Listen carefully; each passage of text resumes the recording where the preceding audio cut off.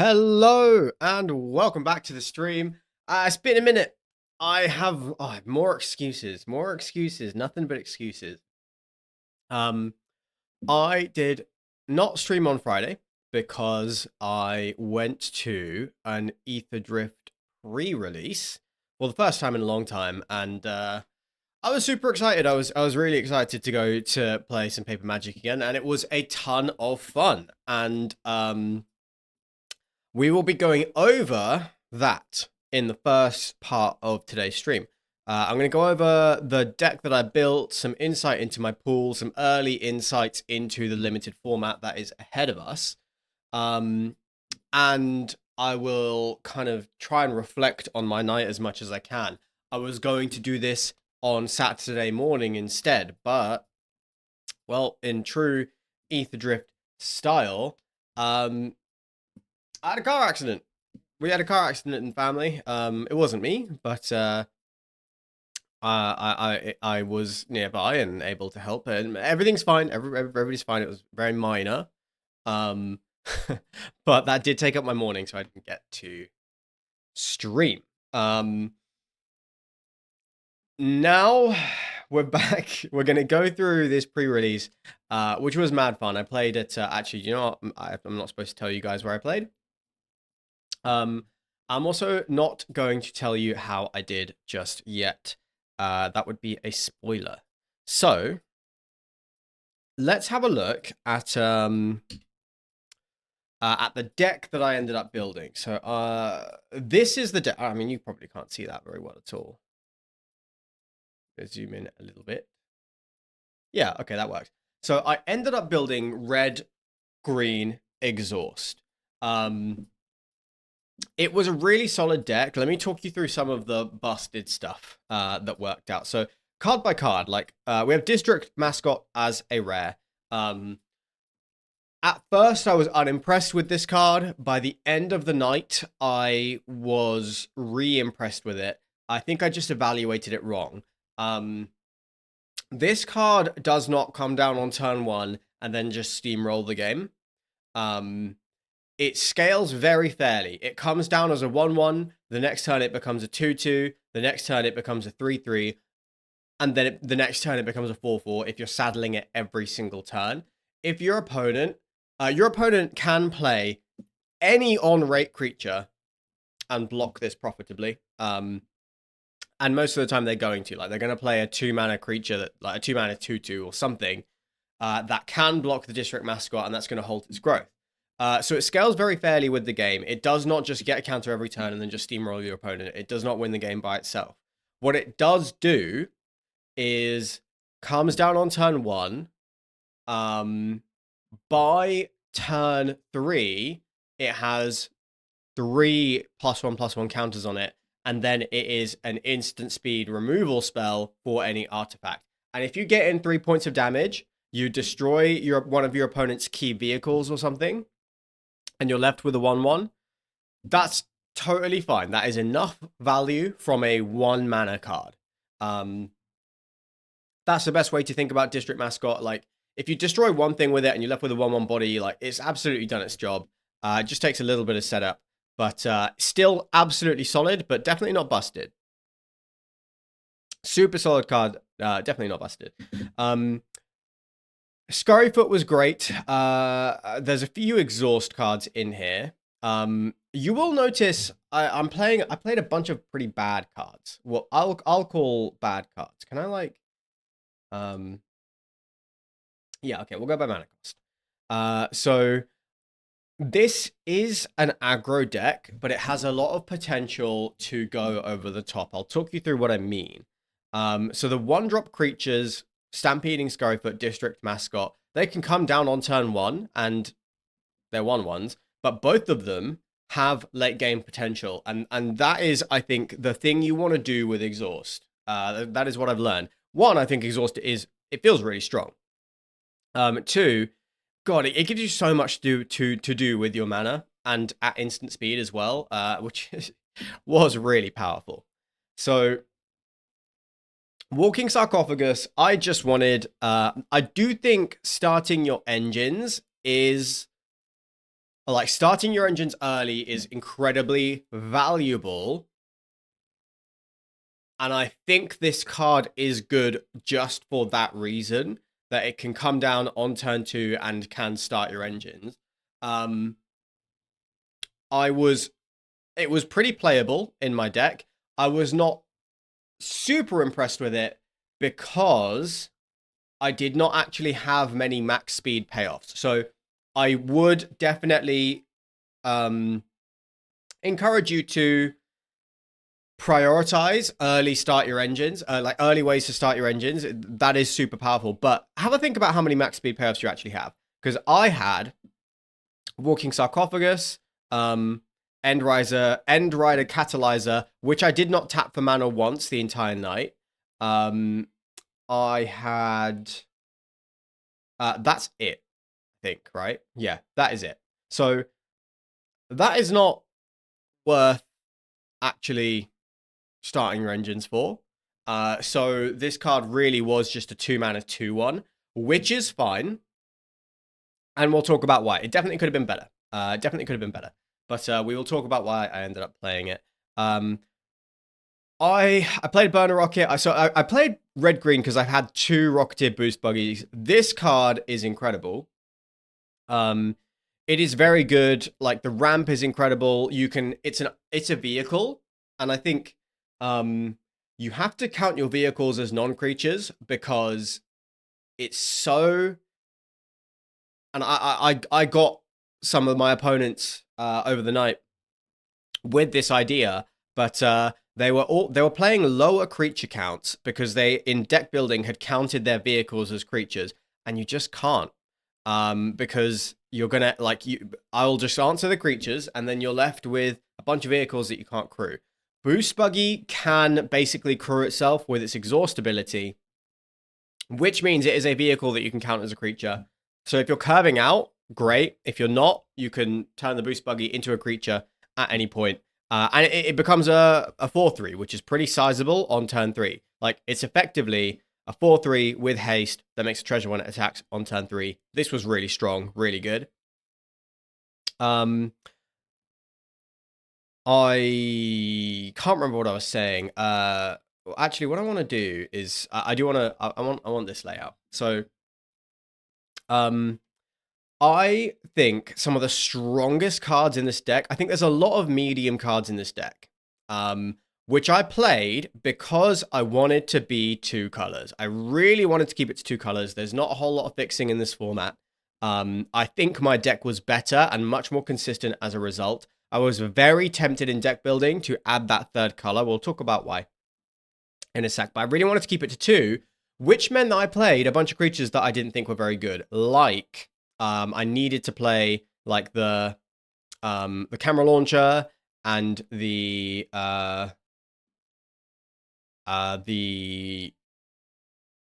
Walking Sarcophagus. These are not very good creatures, but I needed them to make playables, and I needed enough creatures to balance out my artifact. So I ended up having 1, 2, 3. Well, I'll say 4 vehicles because the boost buggies I would count as creature. I ended up, I'm pretty sure I took out the burner rocket eventually. Can't remember exactly what I brought in, but I was having the option to push trample is nice. A 2-mana 3/1 is pretty good. It's pretty aggressive, but I did end up taking this out. But so I've got 4 artifacts over here, 4 non-creatures, and effectively 14 creatures if you count the 2 boost buggies. I would not have wanted to go lower than that. So every single one of these creatures did need to be in here, I think. Even the ones that aren't particularly good. Speaking of ones that are not particularly good, Aether Jacket is, I'm not kidding, my MVP of the pre-release, and I think that this card is seriously good in this format. It has like 3-mana 2/1 Flying Vigilance is fine.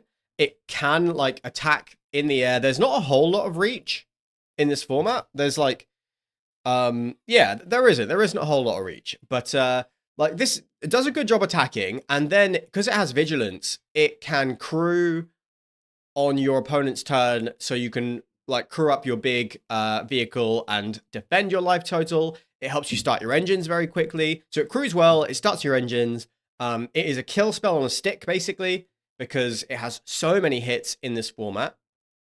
And it was so good on the night. It really was. I used this to kill my other opponent's ether jackets before I played like my lumbering world wagons. I used this to remove problematic, very powerful vehicles. I used this to remove creatures at some points, and that was a trade I was super happy with.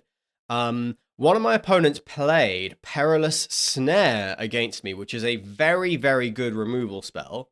Actually, I have the tab here. This is Perilous Snare. 3 mana, exile something, then it has a max speed payoff where it puts 1/1 counters on your creatures. My opponent played this, and I had a board of about 4 creatures, and Ether Jacket was easily the worst one there, but they had to target the Ether Jacket. They had to target the Ether Jacket. They had no choice, because I could just destroy the Perilous Snare, get my creature back. So Ether Jacket massively overperformed. I'm not saying it's a super high pick. I'm not saying it's an A tier card. I would say it's a C+, and it's good. I was really impressed with it. The busted side to this deck was, I think, Elvish Refueler. This card is insane. This card is insane. I think this is incredibly, incredibly powerful. During your turn, you can use your exhaust abilities again. So in this deck, let me tell you what this translated to. I could play Elvish Refueler, and then I can use Boommobile to just kill anything every turn, keep growing the Boommobile, and it's just unfair. I did this to one opponent. It's completely insurmountable. I can use Elvish Refueler to give Pace Setter Paragon a +1/+1 counter and double strike every single turn. Also incredibly powerful. I can use Elvish Refueler to pump out a 3/3 and put a counter on Stampeding Scurryfoot every single turn. So if you have this curve, like, you can play Refueler on 5 and then just put a 1/1 counter on it if you want to. But if you have this curve where you have like, the worst one here is probably the Stampeding Scurryfoot. If you have this on the battlefield, you play the Refueler, and then you just start pumping out 3/3s every turn. It's so good. It is so good. This card is incredibly powerful. Exhaust abilities are pretty powerful, and they're totally designed to only be able to do them once. Being able to do them several times is absolutely busted. Really, really strong. Worth noting, Refueler does not stack. So if you have multiple, it doesn't work. The way that the ability is worded means you can only activate one exhaust ability again each turn. You should also, like, again, the way it's worded, you want to activate an exhaust ability that you have already activated first, before you activate any of the ones you haven't activated for maximum value. Because as soon as you activate one for the turn, you can't then do it with Elvish Refueler, so then you can only activate ones that you have not activated yet. This was absolutely busted, though. Really strong card. Surveyor, similar to the Sarcophagus. I never drew with this card. There is a reason for that, but it's solid. It starts your engines. It's a 3/3. I think these cards are fine and playable. I'm not super impressed with Surveyor. Fan Guardian did basically win me a game, but it's really just in here for the creature count. Hazard of the Dunes, incredible. It's another one that, like, with the Refueler, it's just insane. It's so strong. It's so strong. Like, this deck can make a lot of mana with the treasures from Boost Buggy, with the land from Lumbering World Wagon. I never activated this exhaust ability more than once, but only because I didn't need to. But I could have. There was a world where I could put 3 counters on this Trample Reach creature every single turn. I had a really good removal package. I had Road Rage, which is a shock at worst, Lightning Strike, 2 Crash and Burn, I main decked Broken Wings at some points in the night. I did not main deck it to begin with, but there's so many hits in this format. I have a feeling this might be main deckable. One copy, at least, I have a feeling might be main deckable. I probably still wouldn't main deck it if I was really trying to win. I do think I probably wouldn't main deck it. I'd probably play another creature and then side in Broken Wings if it was relevant, if I had the choice to do so. And 2 Crash and Burns. Again, this is great. So my removal was decent. My creatures were good. My curve was nice and low. But while my curve was low, like my most expensive creature was Earth Rumbler at 5. I had 1 Boom Mobile at 4, and then all of my other, well, I guess I had a few 4-drops, but my curve was quite low because of the exhaust abilities. That really, I felt like I always had something to do with my mana. I always had stuff to spend. Like I was able to use my mana every turn. The biggest downside. Oh, there's a card missing, right? There's a card missing. I forgot to put in the spike set. Actually, why am I looking on Draft Sim? Let's look on Moxfield. Spike setter? Yeah, okay. What's it called? Spike thrower?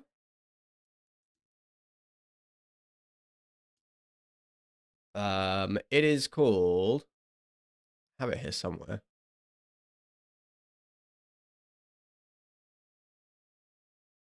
End Rider Spike Spitter. God. End Rider Spike Spitter. Oh, bless me.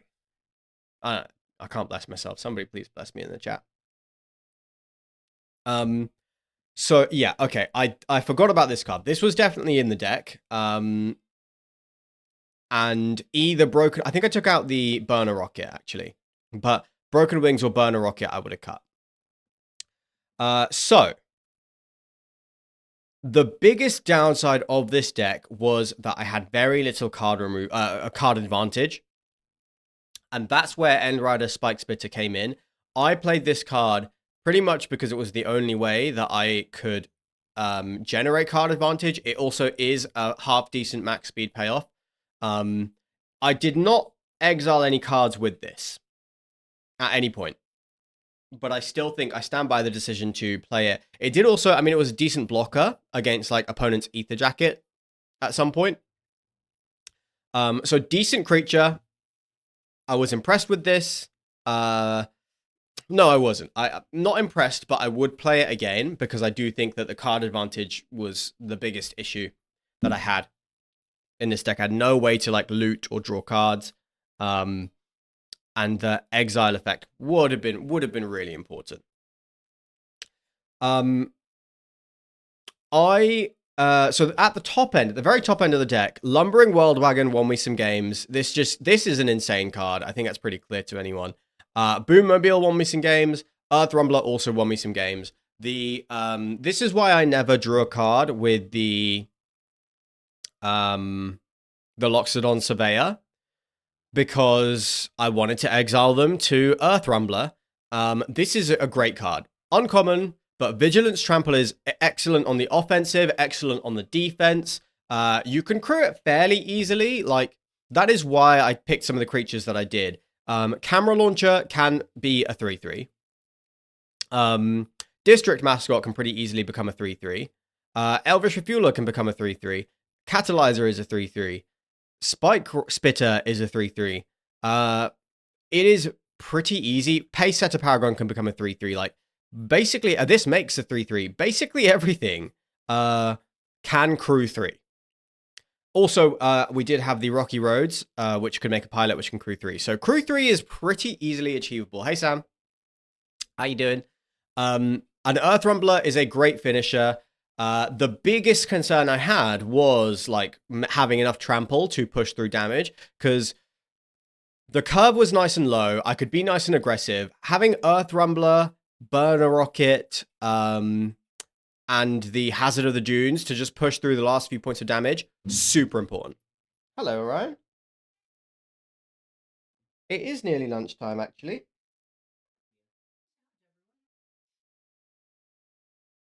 Do you want lunch? Mm. You can wait 12 minutes and then you can have lunch. Okay, not a minute before 1 p.m. Okay.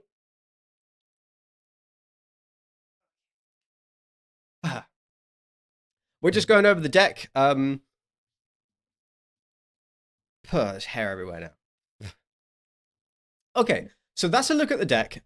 It was really strong. It curved out really nicely. Removal was good. It had ways to push through damage in the late game. It had ways to spend all of the mana. Did some really powerful things. Snatched some wins out of nowhere. It was great. There was a.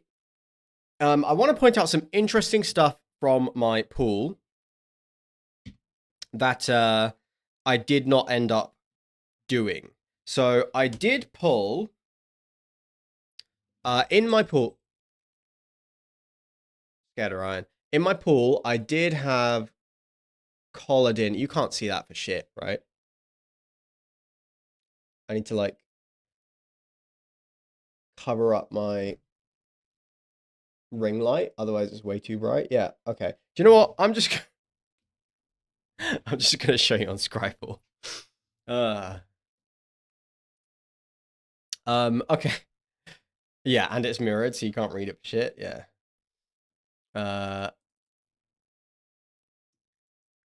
Okay, so my pool included Paladin. Really good aggressive card, and my red was really good, but I did not go down this route because I think I actually also had the uncommon, I think I also had in my pool a bear with me, a Cloudspire coordinator, but my white was not strong enough, unfortunately. My white was just not getting there. So I ended up not going down this route, but like the red was really good. The white did not cut it. I had two Gear Seeker Serpents. So I did consider whether I could do this, but it did not synergize with the stuff that I that was best. So my best colors were definitely black, red, and green. Gear Seeker Serpent was good in blue, but I didn't have a ton of removal in blue. I did not have a ton of artifacts, and blue-white is, I think, the color that you want to be in if you're going to do Gear Seeker Serpent, because that's where the most artifacts are. Maybe blue-black, but I didn't have a ton of artifacts in black, and I did not like my white, so I ended up leaning away from the Gear Seeker Serpents, but having two of those was very interesting, and I think it's a really strong card. I also had a Thundering Broodwagon. Super strong card, and on top of that, I pulled a Lord of the Undead.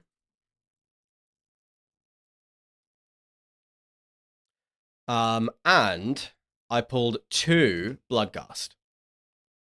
So I also had I had a spin out, I had pretty decent black cards.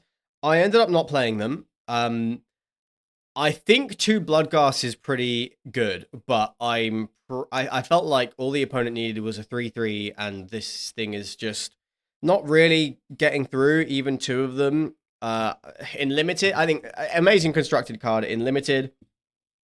We're not getting there. I don't think we're getting there. Lord of the Undead, Orion. I know it is nearly lunchtime, but you will wait. You'll wait just a little bit longer. A little bit longer. Okay. Okay. Yeah, give me like 5 minutes. Well, 8 minutes. And then you can have lunch.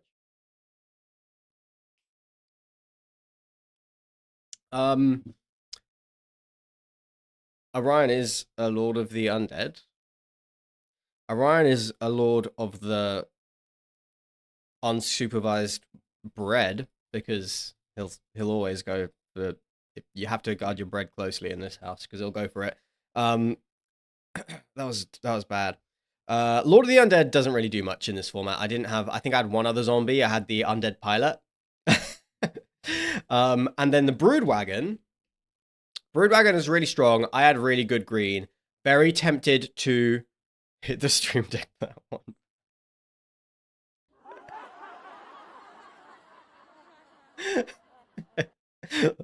Lord of the unsupervised bread.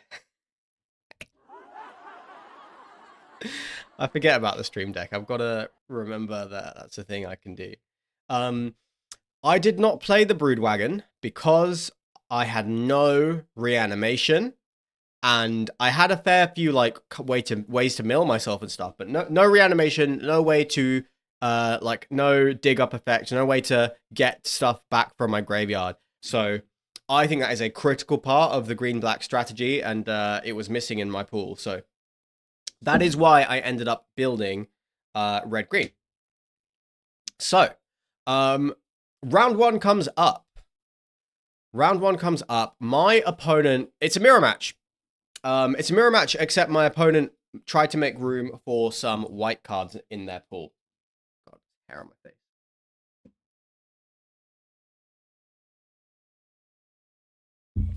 So, notable cards from the matchup. They had Ovia, which is really strong.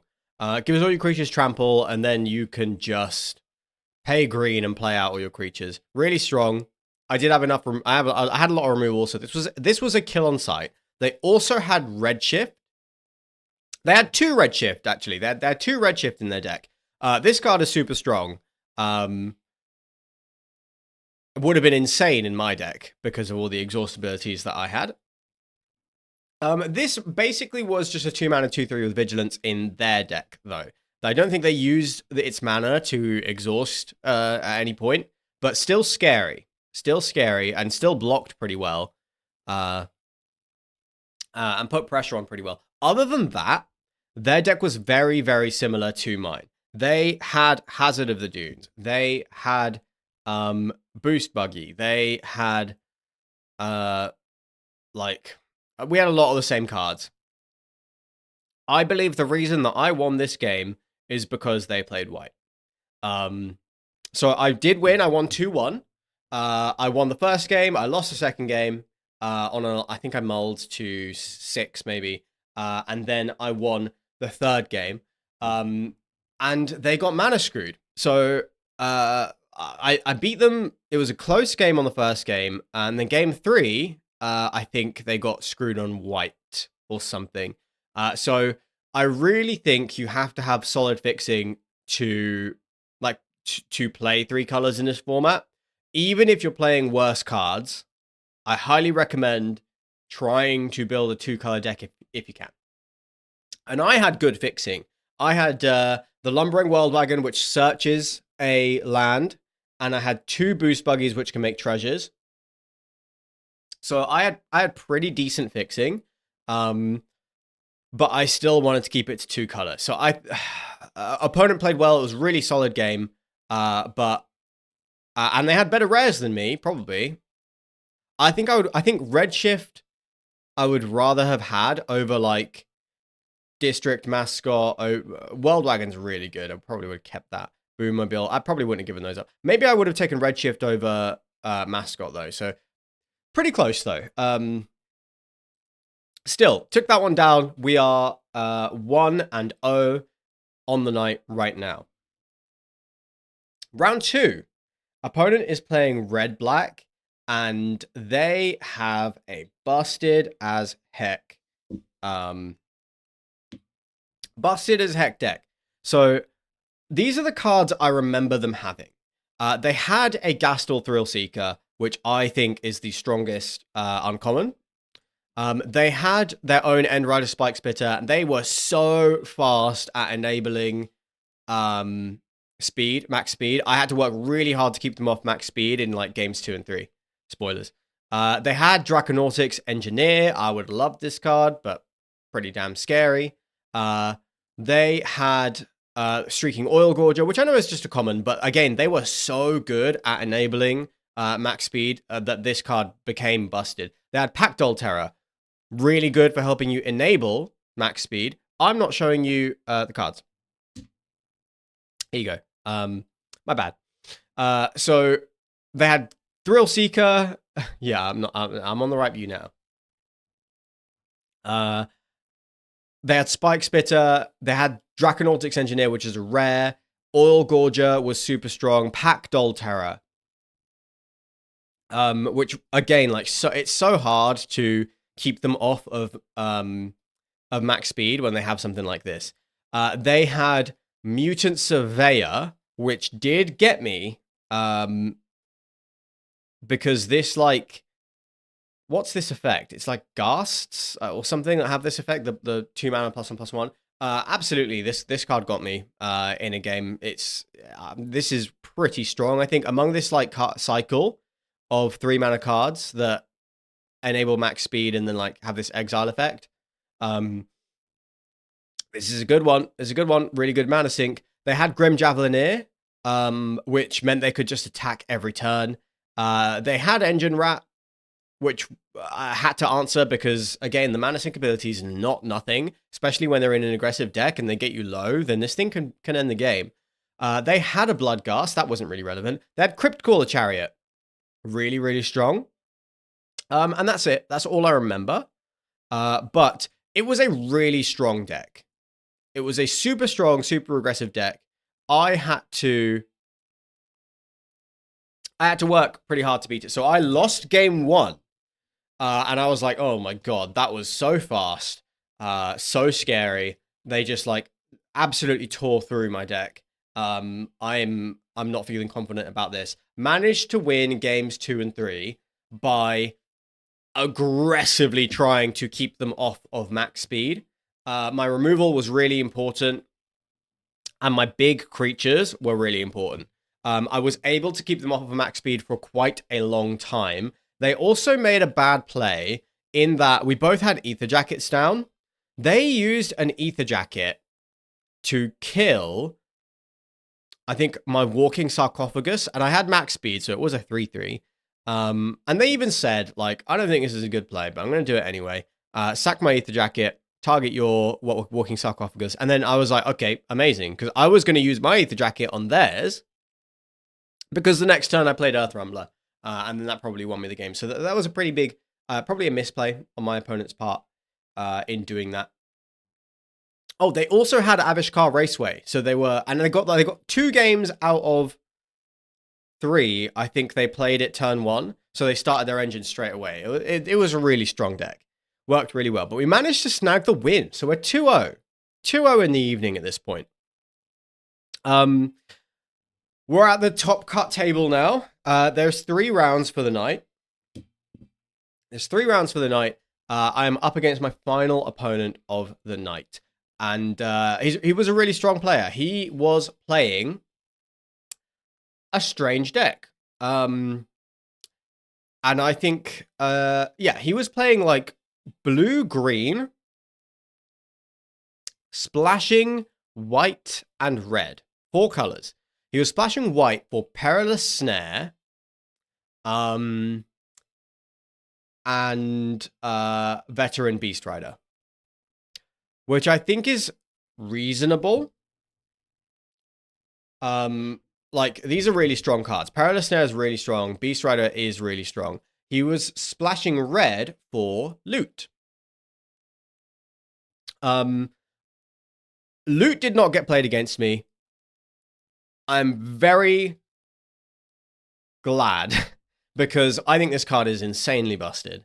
It's so freaking strong. So I managed to dodge Loot the whole time, which probably was, well, that was a huge relief. He had some decent fixing. He had Velo Heartbike. He had quite a few decent lands as well for fixing purposes. He was also, like, he had a good amount of removal, like roadside blowouts, stall outs. He was kind of playing like a control-y ramp deck. He had his own district mascot, and he was playing Terrian the World Tyrant, which is really good against my deck. one big creature is actually really good against my deck. None of my removal can answer this. All of my removal is damage based. The one that does the most does 6 damage. So this is really hard to answer. It's almost always going to at least 2-for-1 me. It's going to destroy like the best thing on the board and a removal spell from my hand. That's what it would take to get this thing down. So I lost game 1 to Terrian World Tyrant. Game 2, I managed to eke out a win. Game 1, I actually multi-5 as well. Game 2, we both multi-6. I managed to win, and it was real close, to be honest. It was real close. Like, every attack counted. I kind of felt like I was playing out my mind, to be honest. So then we go to game 3, and there is like 10 minutes left on the clock. So we're both playing really fast. And opponent gets color screwed. And is not like, I curve out while the opponent is getting color screwed. That's how I win the game. I think they were a really strong player, and I think they probably built a decent deck. And I do think that splashing for loot is correct. I'm not sure that I don't know. I haven't seen the rest of the deck, so I don't know. Maybe splashing for Perilous Snare and the Beast Rider is correct. I don't know. They did have decent fixing, but they got color screwed ultimately. And playing a 4-color deck with Terrian, which has 3 green pips, is brave. It would have to be a very specific pool of cards for me to feel comfortable doing that. So I went undefeated all night. I went 2-1, 2-1, 2-1. And I'm happy to report I came first place. First place. I came first place overall. And then, so Sam, who was with me, he also went undefeated through the night. He went 2-0, 2-0, 2-0. And he came third. But both undefeated through the night, which obviously feels incredible. It feels incredible to go to one of these events. We went with a crew of 3. We came first, third, and 7th out of 37 players. So that feels incredible. The whole squad kicked ass. It was really great. Interestingly, the way that it works in tournaments like this is that you are assigned a certain amount of points based on who you beat. The better your opponents perform, the more points you get. So because I won all of my games 2-1, I got more points than Sam, who won all of his games 2-0. Because he stomped his opponents, made them look worse, so they had less game wins, so they got less points. But on top of that, my opponents had a match win rate of 66% over 3 rounds, which means all of my opponents only lost to me on the night. And they were all, like, they were either good players or had really good decks, to be fair. Like, I had to play out of my goddamn mind. Tactically throwing a game each set to come first, that's the way. That's the way to do it. Only win on the play. Like, just multi-1, move to next game. That would be so funny. That'd be so funny. Your opponent, like, just deal the psychic damage to your opponent. Just multi-1 and then immediately scoop. You're like, yeah, actually, I'm playing 4 lands, and if I don't get all 4 of them in my starting hand, I'm just gonna concede. Yeah, so we took the whole thing down, and I won a few things. I won this really neat speed counter. So it's like a little gear stick, you see? Like, it's like a little gear stick to track your speed. Somebody in store made this, and they made a bunch of them. I got one for coming first, so that's super sick. That's really cute. I'm never going to use it. I'm never going to use it again. I also won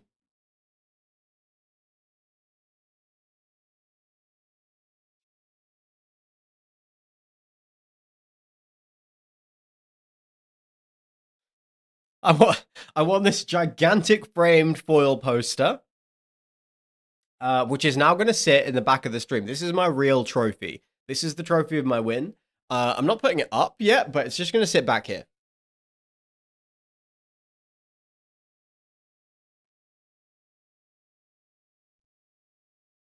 So that's pretty sick. That's really sick. And I also pulled some pretty nice cards. So I mentioned this. I mentioned this while we were talking about the deck. I pulled a this alt art borderless Lord of the Undead, which is super sick. I think that's like $15, if not more. So, but that's super sweet. I also pulled. So my promo in my sealed pack was this Bloodghast. So I got this promo Bloodghast. You can see the stamp just here. Also, got an alt art Bloodghast in my packs, which I know it's all flips, so you can't read it, but I think this is ugly as hell, but still very cool. Very cool. I pulled the red white Verge, and I think Sam pulled the green white Verge. Those are like £7 each. Sam pulled this Bright Glass Gear Hulk, which I don't know if you know this, Sam, but this is the most expensive card in the set. More than like loot actually isn't even that expensive, but Bright Glass Gear Hulk, and the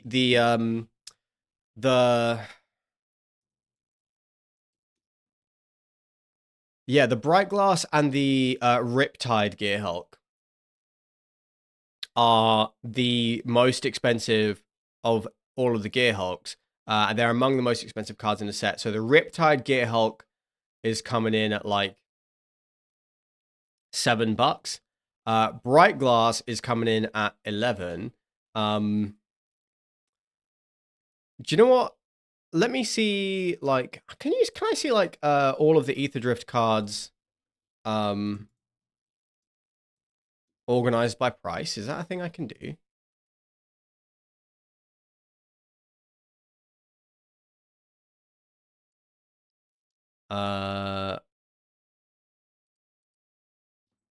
Hello, alright.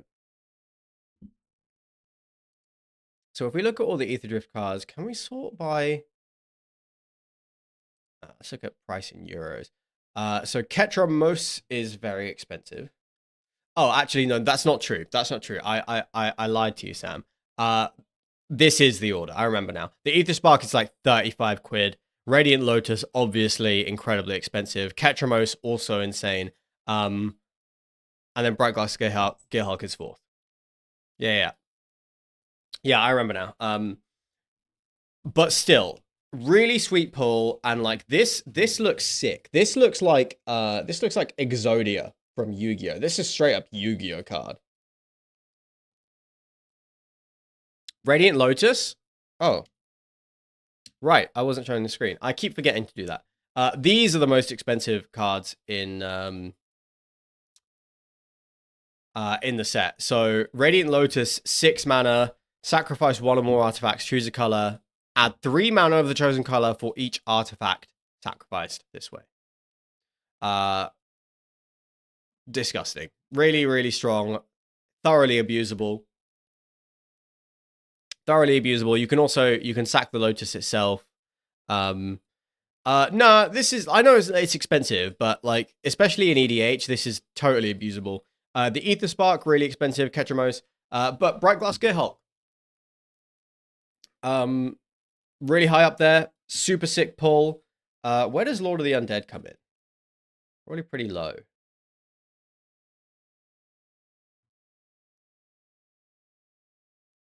Bloodghast is more expensive. But the artwork is cool. The artwork is cool. The Verges, yeah. So I think we got Sunbillow Verge and the green white one. I think that's right. Oh, we did actually pull a Basri as well. But I doubt that's too expensive. But yeah, few things for the cube. Few things to go in the cube. Very exciting. Yeah, super exciting. So yeah, some really sweet pulls, some really sweet prices. EDH carries card prices, being the most popular Eternal paper format. Yes, it does. Yes, it does. It is also, in my opinion, the best format. I wish.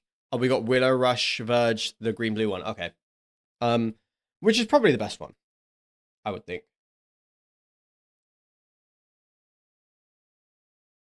Simic lands are usually the most expensive, right? Yeah. If there was a way, maybe we should look into like tabletop sim again, so we can play EDH on like and make like do it on stream and stuff, because I think EDH is the most fun format. Disappointed that I don't get to play it more on stream. It's either that or like completely rehaul my office and make it but X-Mage looks like a bit. X-Mage is a great tool. Looks like shit. Have you seen it? Seen X-Mage?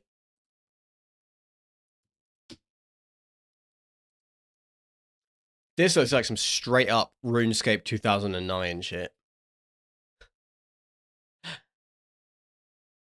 Like, this is one hell of a homepage. It is a great tool. It's really cool. I love open source software. I highly recommend checking it out if you're interested in like playing EDH online, open source for free, testing stuff out. Great way to do all of that. Ugly as hell. Can't stream that. People will take one look and block me, I would imagine. Anyway, that is it for what the fuck, man. I play RuneScape 2007. Yeah, so you get it. You get it. It's ugly as hell. It is. It is ugly as hell. I'm gonna fire up Arena. I'm going to do you know what? I feel like I'm supposed to be turning down my mic. Is it a bit loud?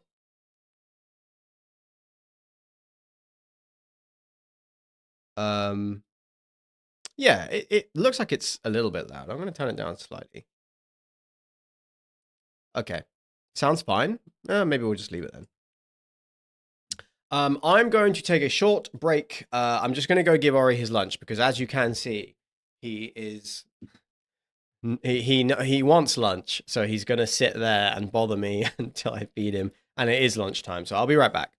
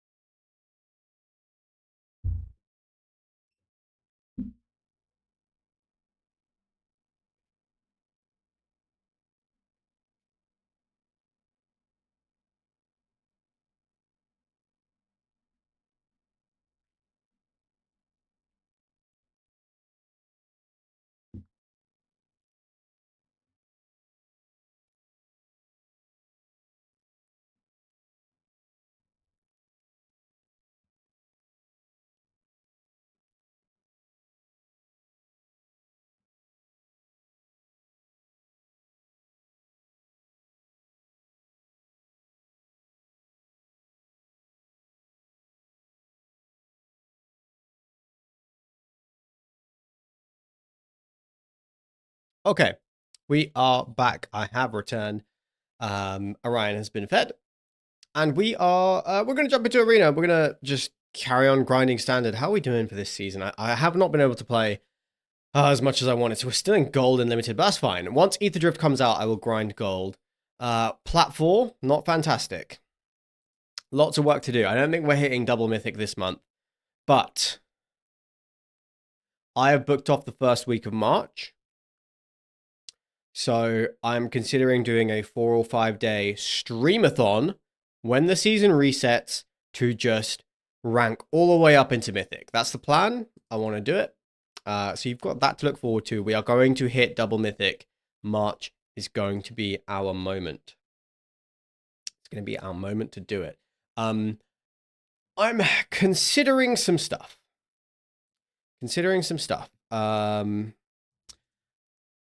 Some people have been playing Chrome host Seed Shark in this list.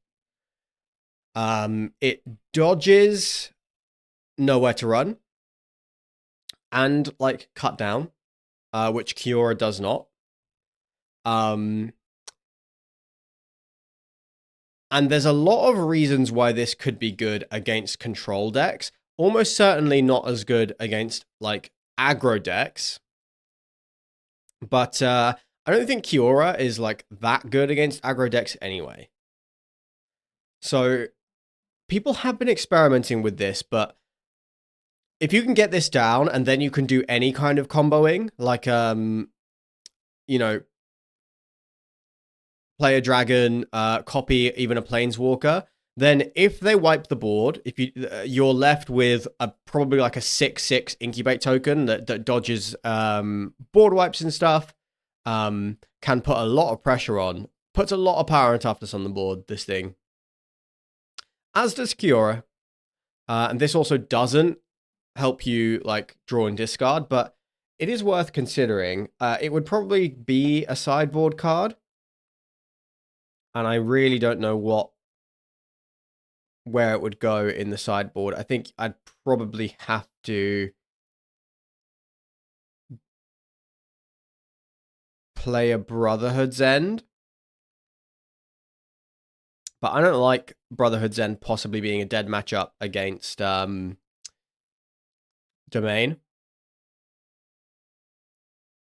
Seed Shark's got to be better against Domain, though. Just worse against aggro. Oh, I'm really thinking about it, but I'm going to run it as it is for now. Not quite at the point with this deck where I want to test with it. Like, I think I've still got to master the list that I've got.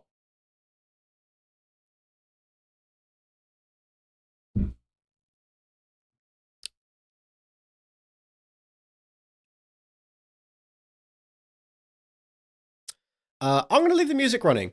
Let me know what you think of that. But I like them. Yeah, I'm feeling the vibe with the music.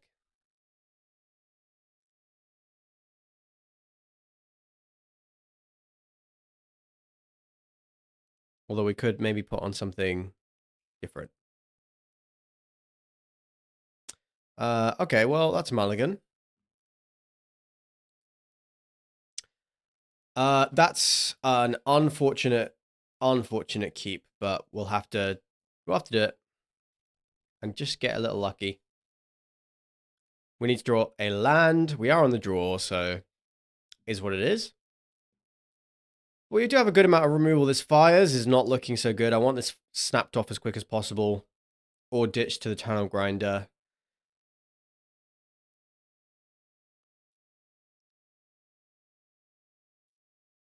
Why is my game lagging?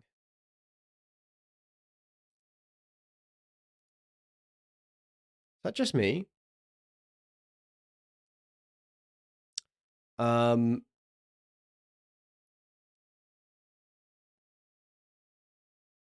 Yeah, okay. I mean, if I don't... It's not a bad hand against mono red, but I do desperately need to draw a land.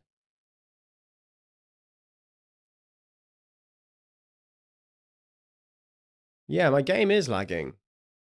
Did Aetherdrift print any new tools for the deck? The big thing is the Verge, the red-white Verge is very important for this deck because it taps for. This is a very red-heavy deck. It taps for red.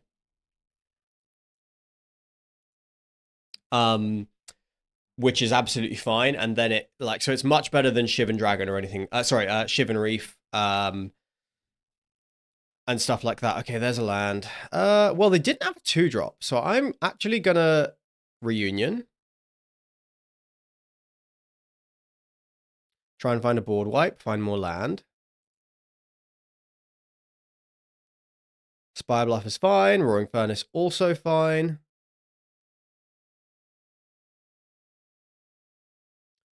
So there's a poor patch. I would like to find a board wipe for the poor patch.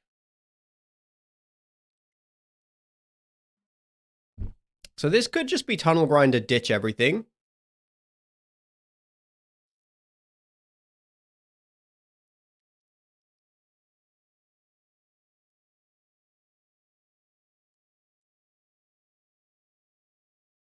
Cure is probably better. Draw 2, discard 2, have a body on the board. Yeah, okay.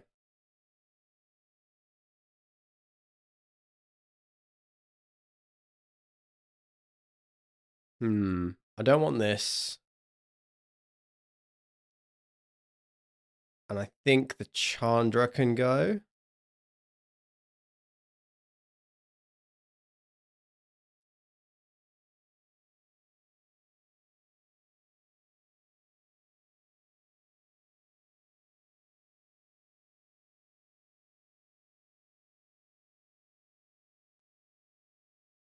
Okay. Burst Lightning the Cura, no problem. So taking 4 this turn. Rage on the mouse, okay. So taking 10 this turn. So need that board wipe.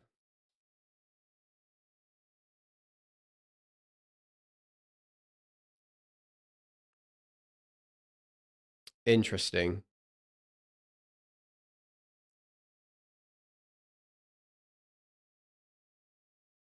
The mouse needs to be answered. And then I'll be facing down a 4/4 Druid.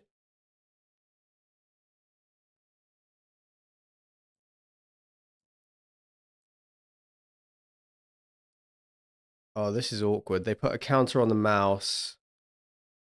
It goes to 4, and then I can't actually fires it.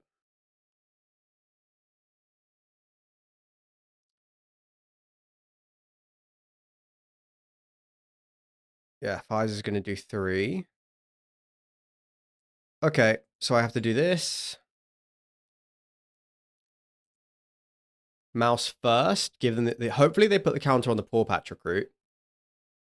That is what I like to see. And then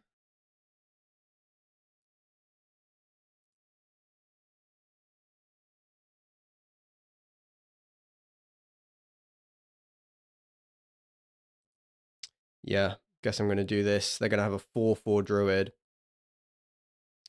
And I'm going to have very little time.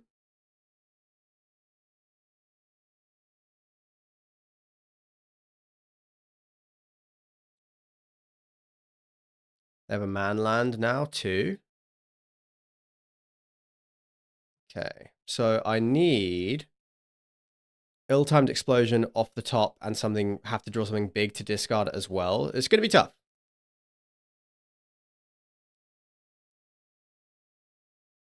Moment of truth.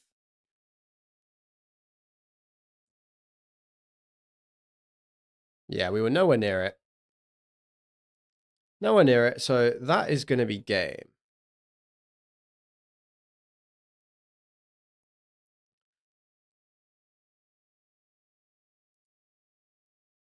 All right.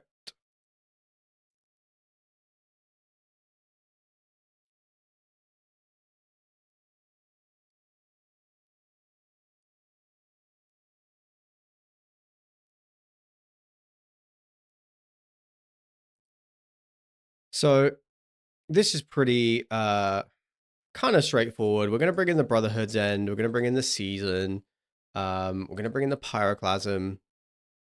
Although it is a bit worse against this deck, but still fine. And we're going to bring in the Change the Equation. We're going to cut one Season, one Hellraiser, one Hope's Beacon, one Flame Shaper. And the 2 Tunnel Grinders are a little too slow. Run it like that.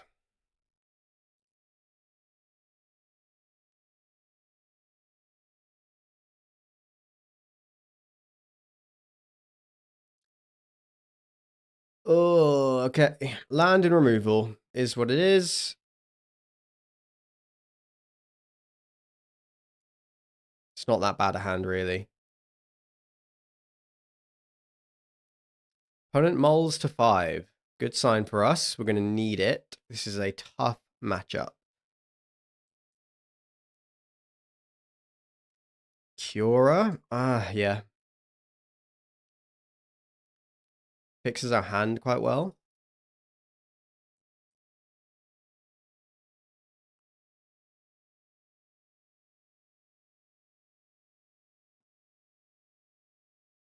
And then Emberheart Challenger. Okay.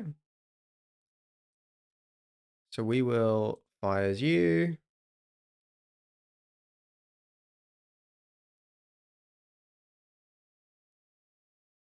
I think I will put the Cura down. Drop these reefs.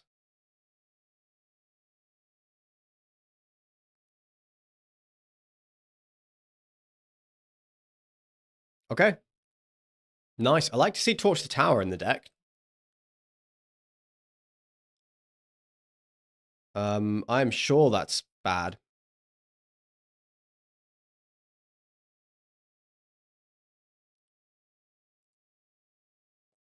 I'll drop the island.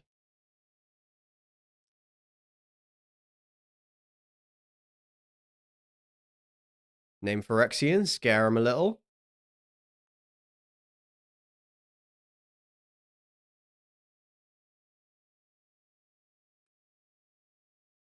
Okay, tap land. Take one.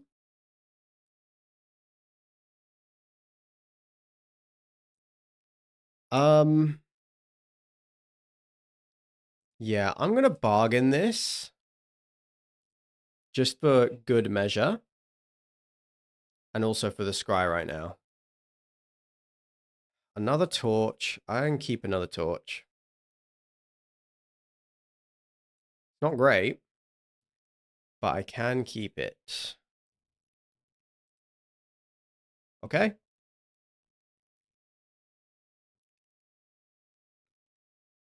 Okay. On the play, no changes.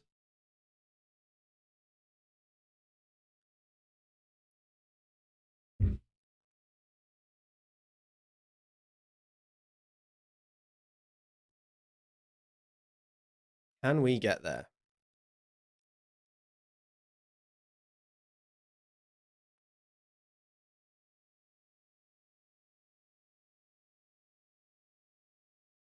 On the draw, one piece of removal. Need to draw land. Loads to discard. It's a risk. And these Hellraisers aren't even really good. I'm going to mull. This is better. And I think the Season is going to go back.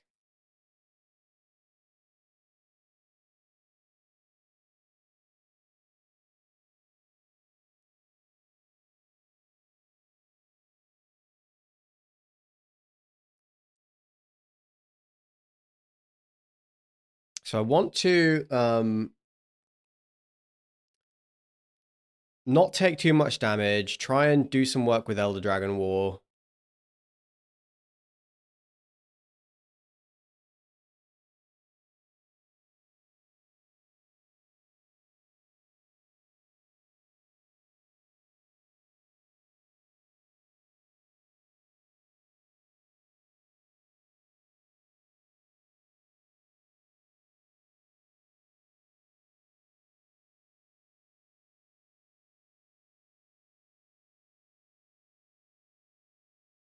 There's a Manifold Mouse. So that is more important.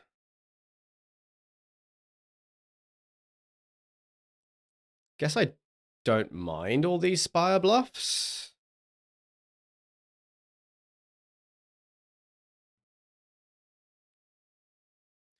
There is a Screaming Nemesis. Here is a Change the Equation. That was a very important Change the Equation there. One of our only answers into Screaming Nemesis. And yeah, this is a Thundering Falls Torch on top. I will keep that. Maybe it was better to actually Spire Bluff there. Poor Patch Recruit coming down.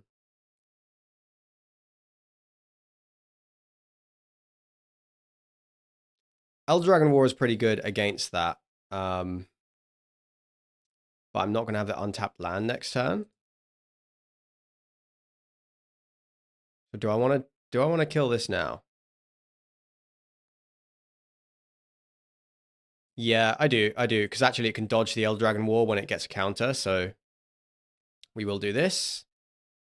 Gets around Monstrous Rage as well, whereas poor Patch Recruit is pretty easily cleaned up. Do I want to Bitter Reunion hold up Torch? I think I'm going to do it. The risk is I don't hit a land, but I still think it's worth it. Okay, Demo Field is fine.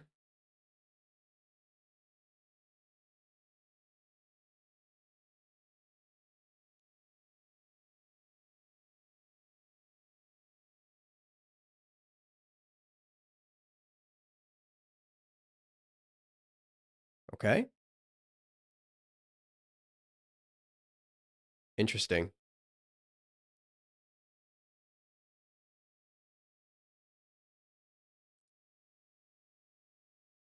Gets around Snakeskin Veil too. Oh, they had nothing. Okay. Now we're in a good spot.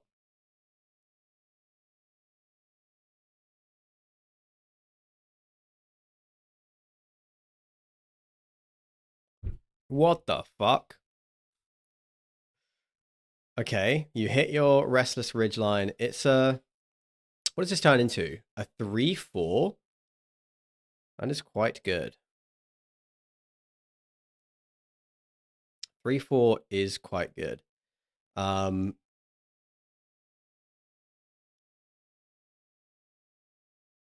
Yeah, would I have to double torch that? That's grim.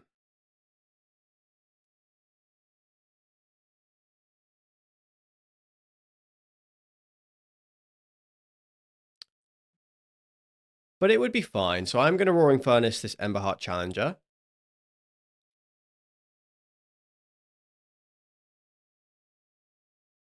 There it goes. And if their whole turn is ridgelining, then...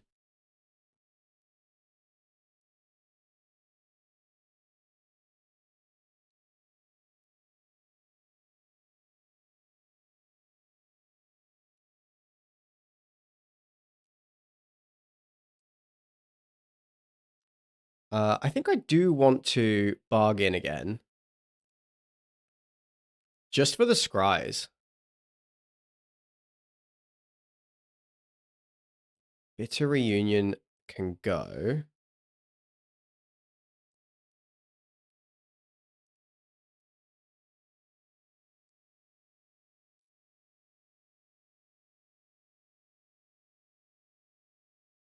Cavern of Souls can go.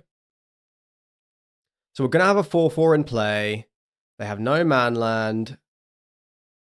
We have a Hellraiser now. Hellraiser probably hits a removal spell. So I'm not going to play it yet. I'm just going to draw a couple cards.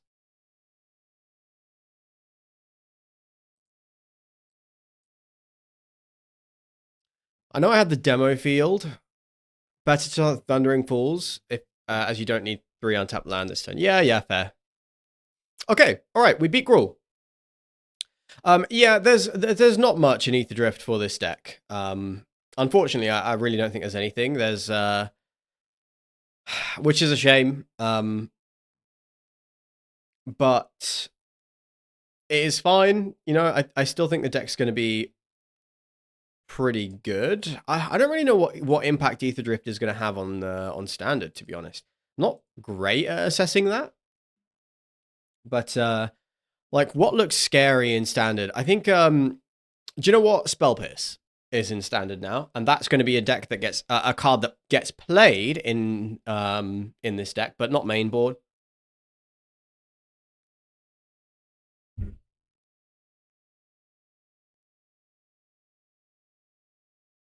Okay. Yeah, this is a keep.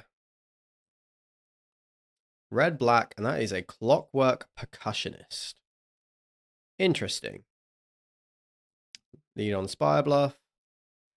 Let's see what's going on here. Not familiar with this deck. Disturbing Mirth. Sacrifice an enchantment or creature. If you do, draw 2 cards. So I'm going to kill this in response so they cannot sack and they do not get to draw 2 cards. Guess I'm just dropping this mountain. And do I need to fire something this turn? I might. Percussionist.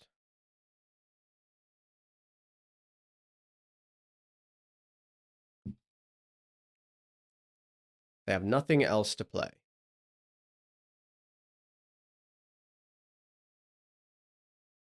Okay. Chandra go in the graveyard. I guess the Roaring Furnace can go in hand. Not great.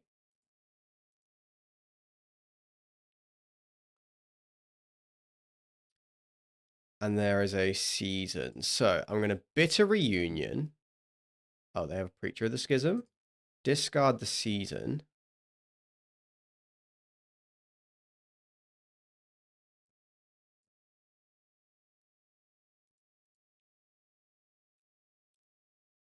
Go and get me a Mountain. And then pass the turn. If they play out a bunch of little stuff, we have Dragon War. If they play something big, we have Roaring Furnace. Yeah, I mean, this is great, right? This is great for us.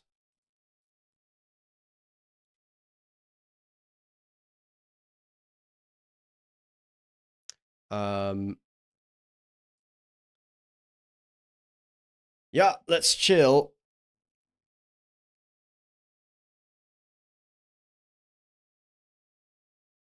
Another Preacher. So what I want to do is answer this Preacher and then re-roll my hand.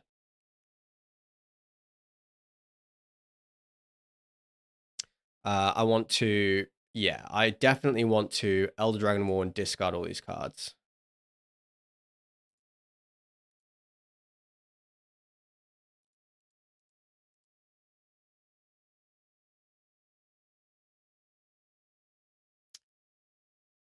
Okay, we'll play a Spire Bluff tapped and then just pass.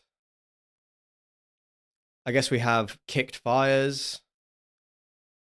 Liliana is fine. We have the Fires and the Torch. We also have a Hasty Dragon, actually, which answers the Liliana. Drop this demo field.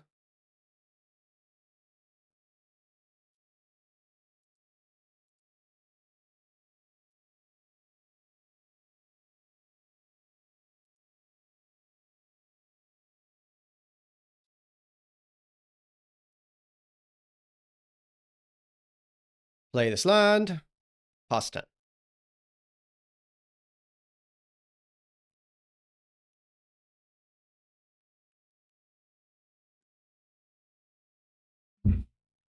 Another Percussionist.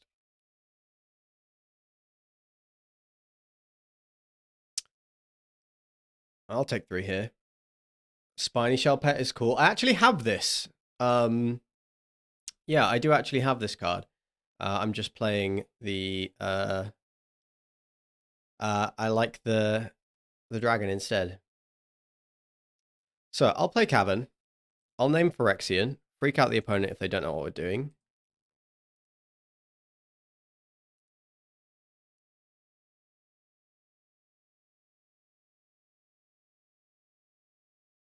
And we'll start drawing some cards of our own.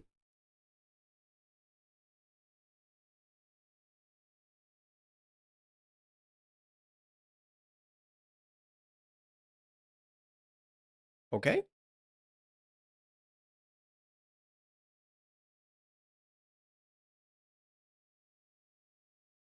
Yeah, I mean, if they're going to use 2 removal spells here, that is fine.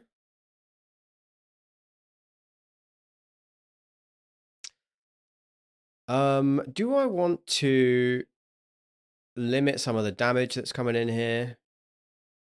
Well, not yet. I need to draw the card first. It's a Hellraiser. Oh, I don't get a chance to. Okay. Liliana. That is fine. Guess I'm discarding the fires.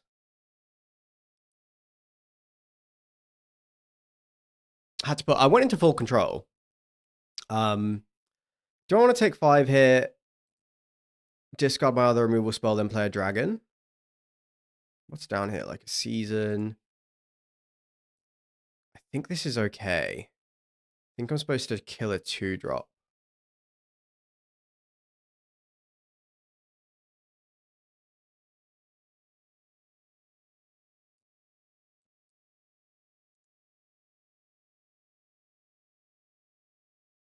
No, do you know what? I'm going to go after the Percussionist, cut off their card advantage.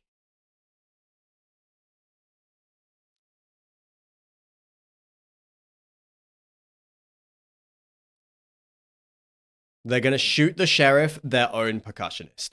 That is ideal. They're tapped out. We can Dragon next turn.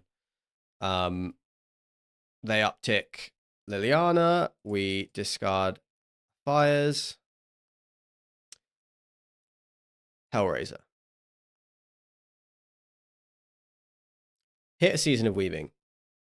That's what I'm talking about, boy. Now we find our bitter reunion and we will win the game.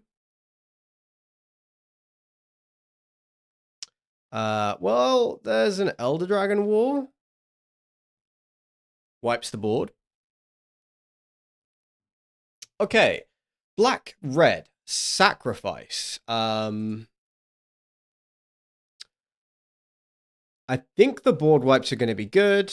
I don't think I need negates. Want to be able to hit the preachers. Got to be wary of a Shouldered.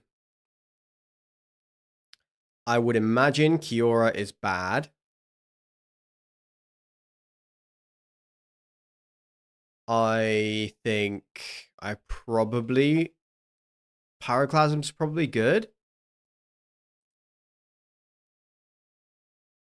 Yeah, Pyroclasm does seem good. Elder Dragon War is pretty good too. Do I want Brotherhood's End? Do I want Unsummon? I don't think I want Unsummon. Not good against them. That just lets them draw a card. Like, if I unsummon a Manifest Dread card, then they're basically, it's drawn them a card, which is bad. I'd rather kill them. Black, red, I mean, they probably could have a braids and stuff, that they didn't see any artifacts. So they shouldn't be aware of the Tunnel Grinder. Maybe I just run it like this. So we have the Pyroclasm. Although, Brotherhood's End is pretty good against Liliana. Oh yeah, Pyroclasm for the Manifest Dreads, yes. Brotherhood's End also does hit Planeswalkers, but let's run it as is.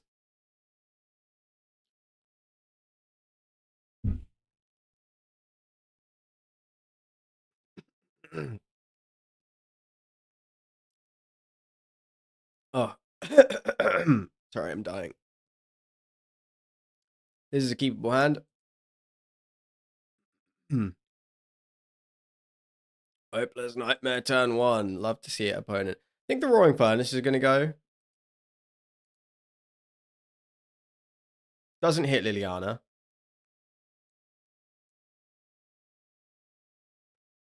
Fires does hit Liliana, but I'd rather make sure I hit my third land drop.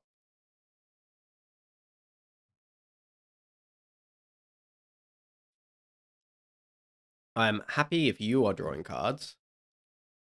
Probably should have kept the fires, huh? Yeah. Yeah, I was meant to keep the fires. Maybe they won't play Liliana into 2 open mana, though.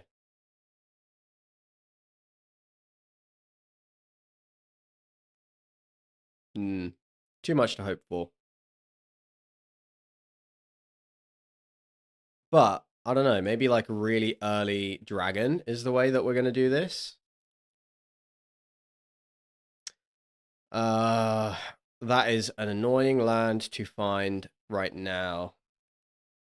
Okay, I guess I'll take the moment of truth.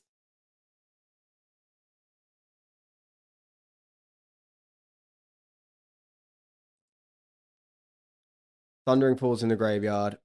Hellraiser back in the library. It is an untapped land. So we are going to Tunnel Grinder.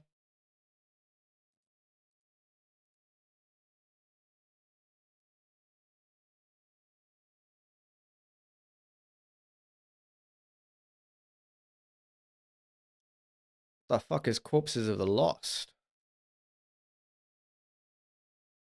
That's pretty good.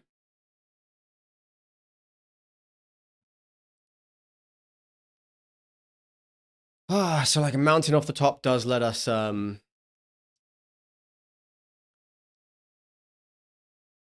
Hellraiser. It didn't happen. It did not work out. So I'm going to Bitter Reunion. Discard this season. Play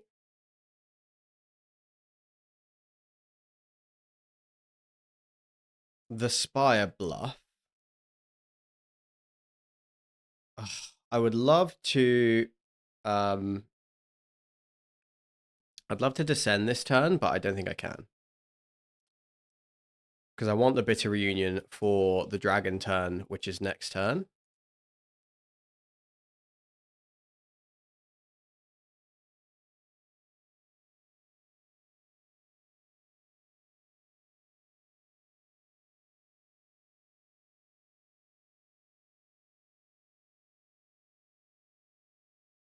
Okay.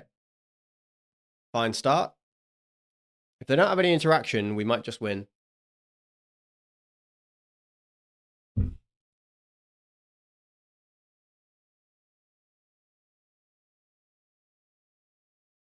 Wait, where'd their skeletons go?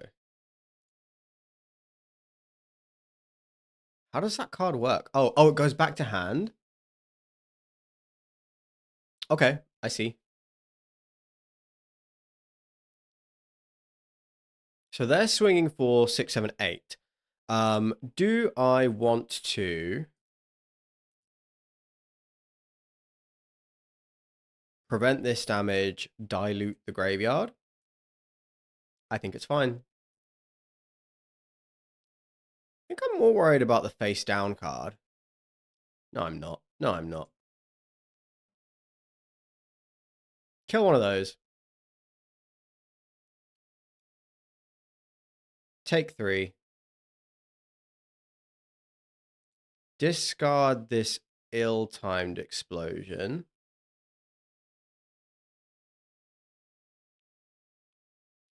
Maybe win game.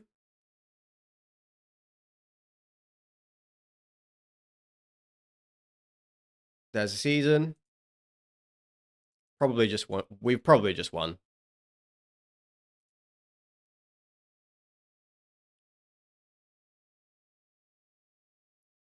That probably just does it. Ill-timed explosion works for me. Draw a couple of cards. Discard this Bitter Reunion and a land. But if I discard nothing, there's a 1 in 2 chance that I hit. No, it's worth it. I'll wipe the board.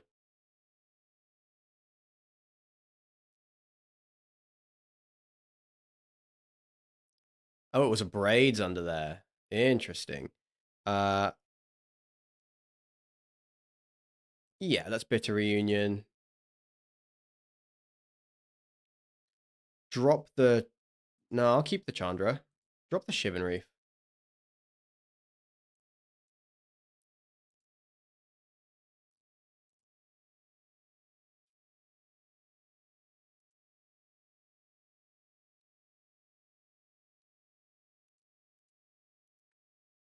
Take out the Lily. 4 to face.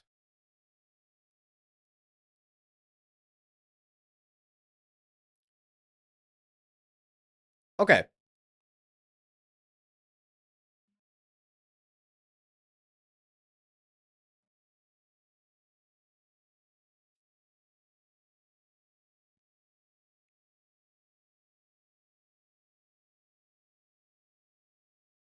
And if we draw a land and we play the Chandra, we'll just be on, like, we have a winning board.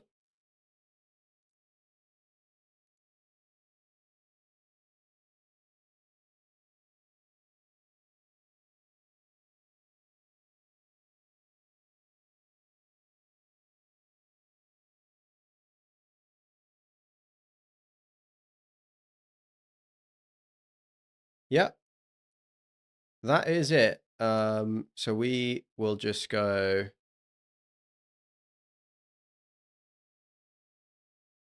in for the attack. Chandra.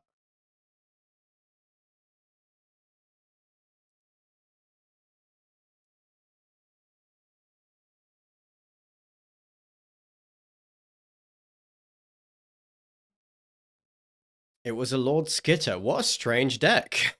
Lots of surprises in there. Lots of surprises.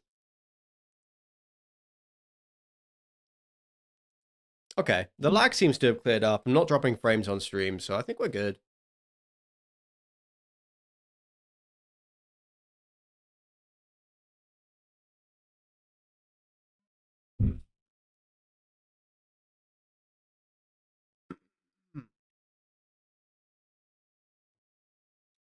That's 2 nice quick wins.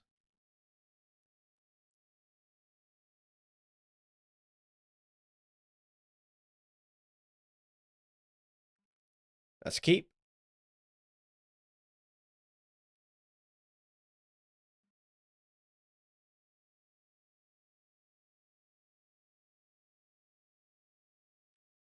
I really like how keepable hands are in this deck. Like, all you really need is a Tunnel Grinder in hand, and almost any card is, almost any hand is keepable.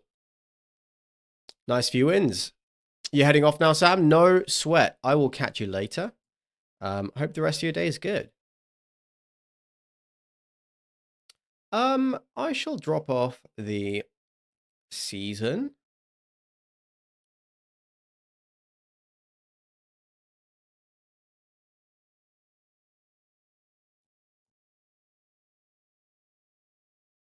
Okay, it's Esper. This is a very creature-heavy deck, so this ill-timed explosion is going to be great. I think I'm actually going to keep it in hand. The demo field is nice against them too, because they sometimes don't have the basics. So I'm going to discard Chandra and the Reef and the Island, keep the ill-timed for next turn. Okay, well, we need another land. But it's not too much pressure just yet.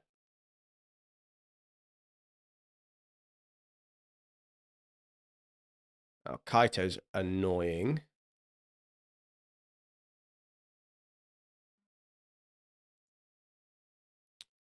Torch.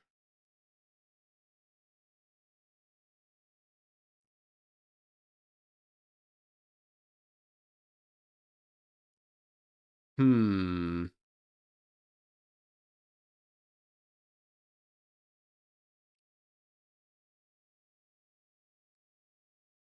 Okay, what do I need to hit? Really need an untapped land here, but I think I'm going to Bitter Reunion. I'm going to drop the Elder Dragon War.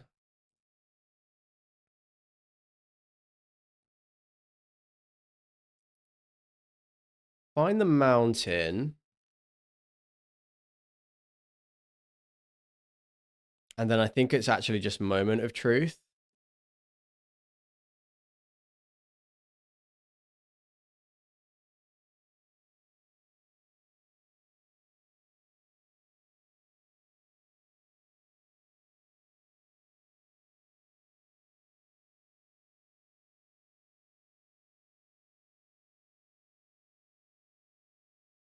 Yep, there's a Nightmare.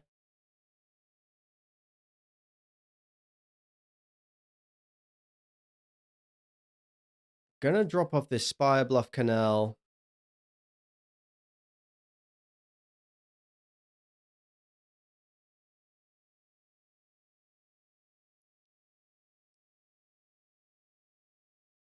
I'm supposed to torch this. No, I need to Moment of Truth.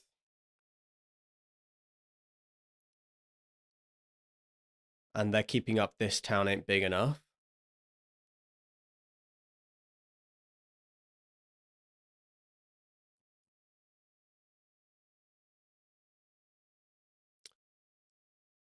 Hellraiser's not great.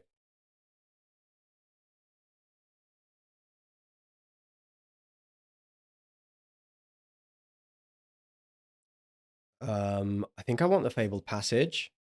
You in the graveyard, you in the library. And I have to find a way to go over the top. But they're going to bounce the Tunnel Grinder this turn.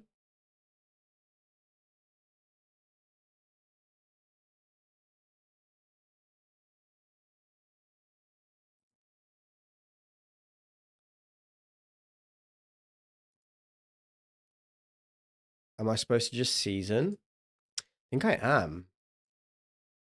Yeah, I think I'm supposed to go for this. Because if they don't bounce the Tunnel Grinder, then that's better for me. So if I give them something else to bounce, then we might be able to come back from this.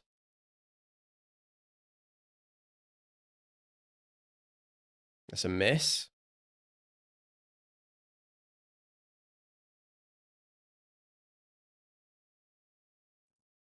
Okay.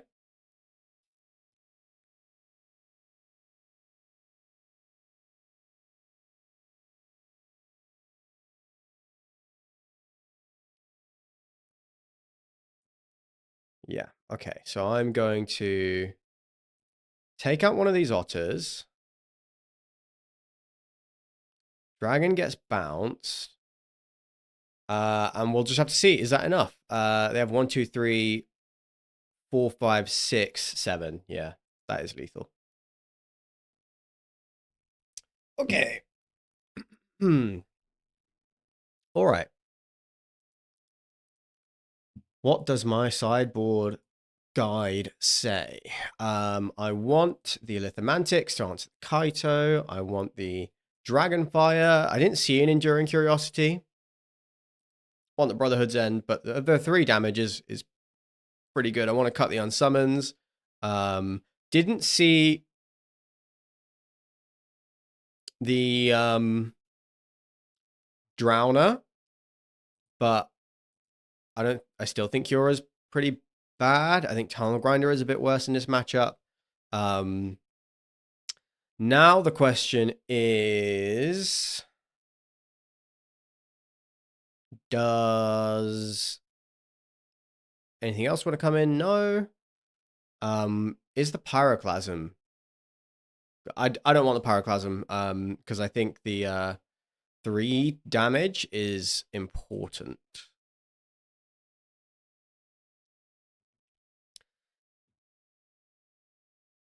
Okay. Single Dragonfire and a board wipe.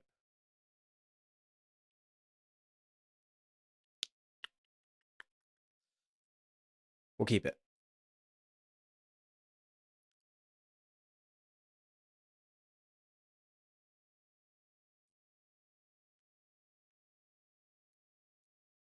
That dragon miss was pretty unfortunate. If we had hit a season, we might have been okay there. So a little unlucky, but that is what you get when you play this deck. That is what is going to happen. So I guess Spire Bluff.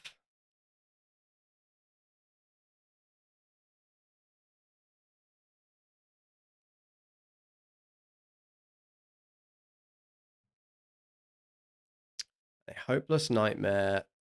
These are going to go to 2/2s.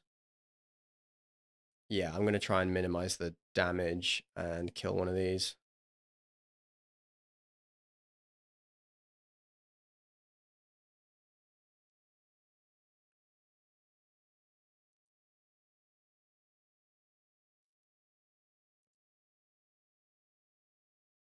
Discard my season. There is a Tunnel Grinder. That's fairly nice.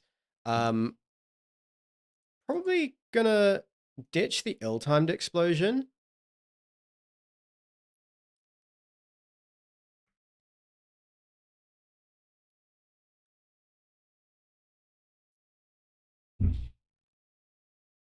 Dour Port Mage. So I need to answer that, right? So this triggers the Tunnel Grinder.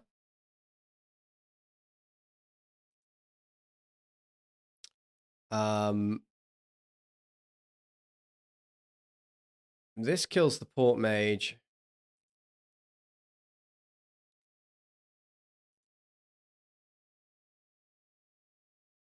And then we will keep up Torch the Tower.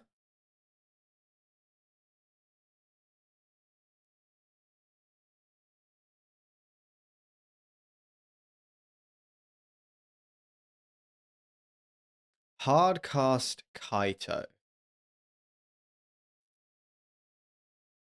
Okay, that's pretty good, huh?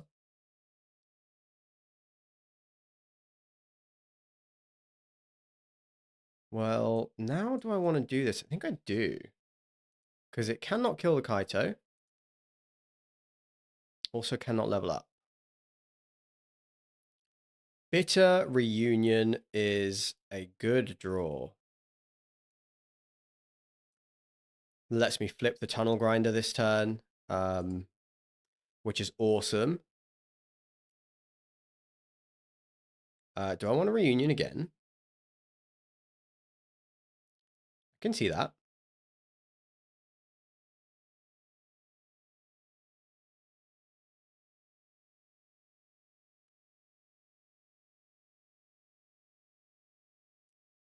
No, I don't think that is useful. No, I'll do it.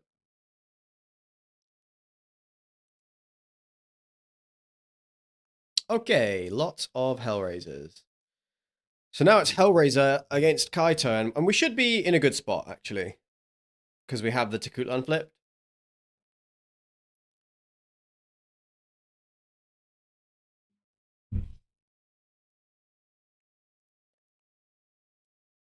Season down there. Ill-timed taught. Yeah, all good hits down there. And of course, the Tekutlan.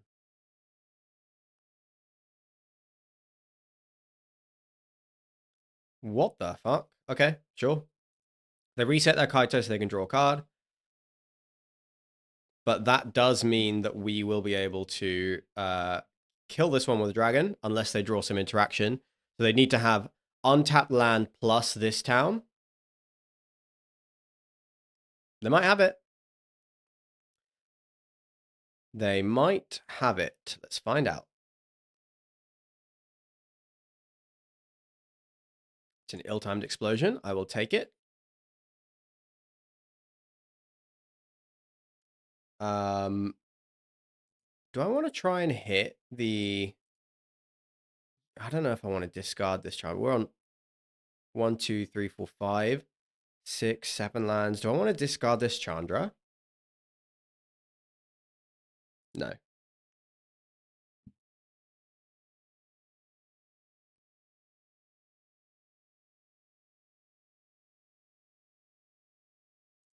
Torch.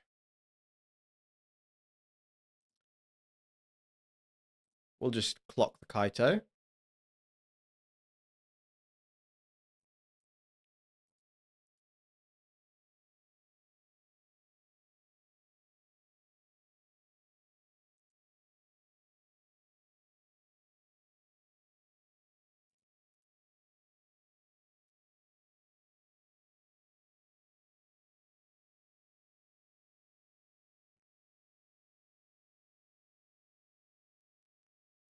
Okay. We should be able to overwhelm them with a ton of card advantage with these Hellraisers. Um,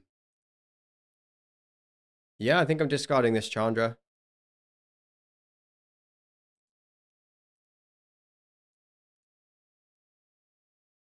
If we... Yeah, I think we're okay.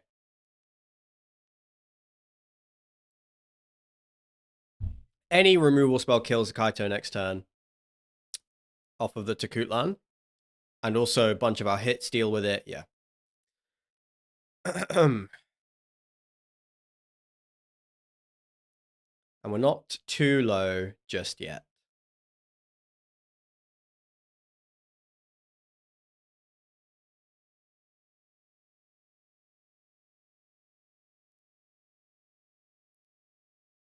Okay, Fear of Isolation in hand. They didn't replay the Hopeless Nightmare, so they do have another bounce spell. Guess I'll cast Moment of Truth. I think Bitter Reunion in hand. You go to the graveyard.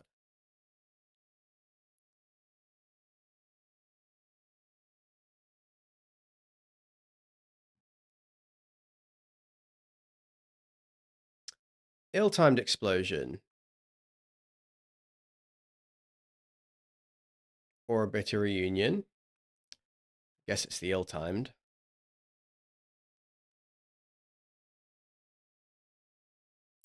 Brotherhood's End. That's pretty excellent.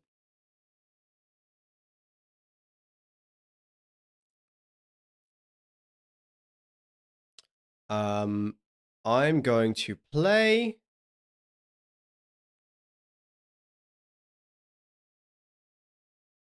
my land. I'm low though. It is scary because I am low. However, if I hit Chandra or I hit Season, I'm okay. My Brotherhood's End now. They just Hopeless Nightmare, bounce it, and then Hopeless Nightmare again. Yeah, I need to go for the win.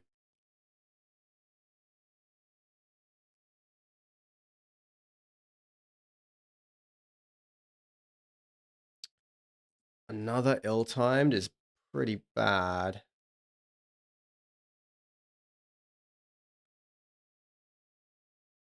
Discard this. Yeah, that was kind of a bunch of misses.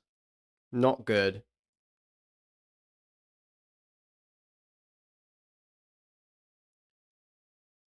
But we're alive.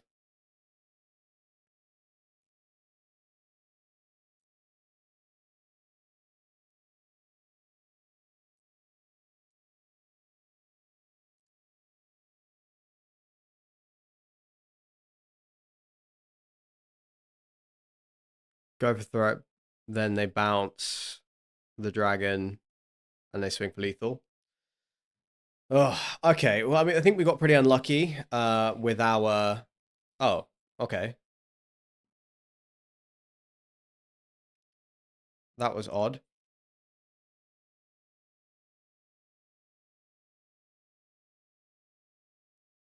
Oh, yeah, okay. Fine, fine, fine. Oh, man. This deck is really good. I think we got pretty unlucky with our discovers, like not finding any ways to answer the Kaito. Not finding big spells. Like if we like we're in a good spot there. I think we just got a little unlucky as well. Yeah, like our dragons not hitting, our discovers weren't very good. Definitely like I think victim to the RNG. Tis fine.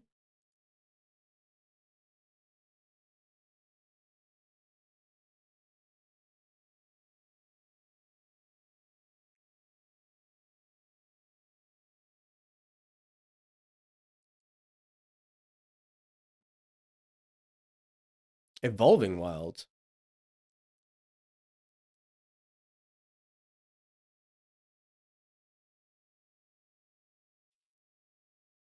So this is probably the land combo deck. So I need to find a removal at instant speed for the combo pieces. I also need to not miss a land drop.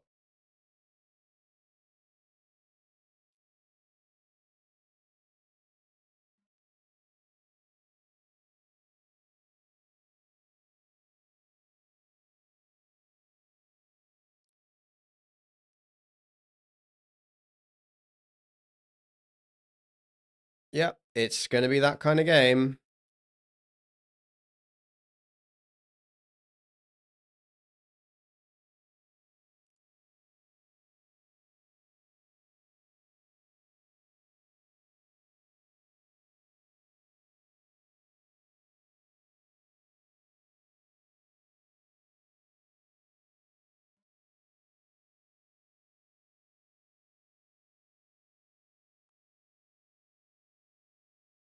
Jesus Christ. Okay, Fable Passage in hand.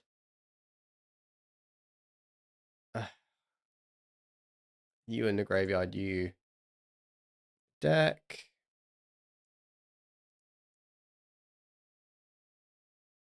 Okay, I mean, now we're fine.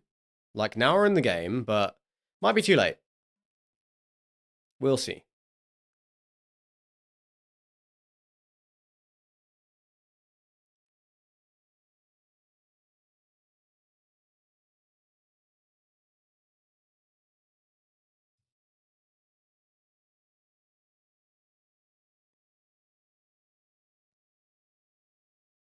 There's the analyst.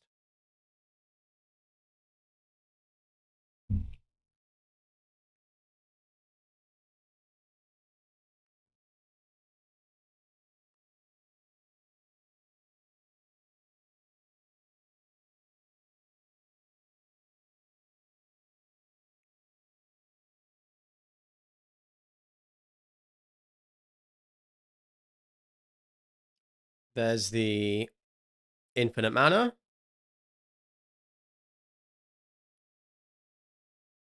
Now what they need is the doppelgang, right?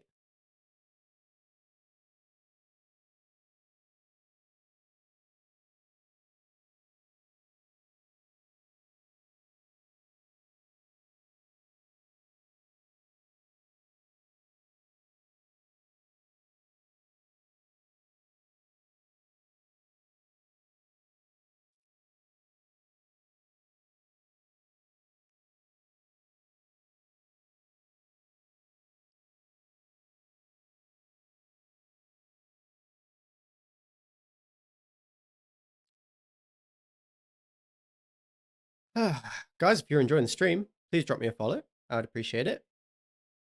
I need to order some lunch. What do I want for lunch? Maybe I could go for a Subway.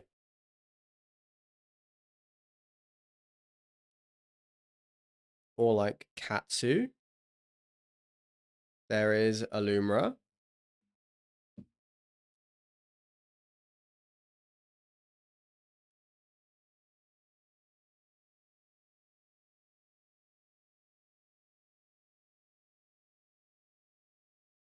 Do I want a Subway?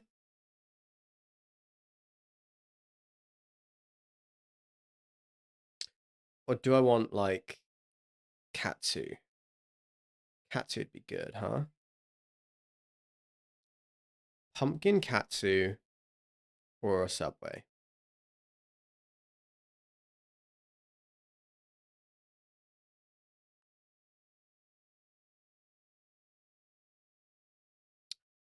Well,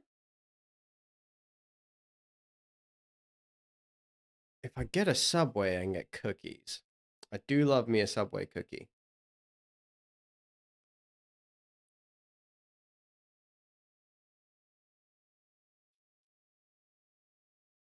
Okay, World Souls Rage for the win. Yep, sure. Okay, so I need to change the equation. I need to be able to kill Anissa at instant speed. And that is it.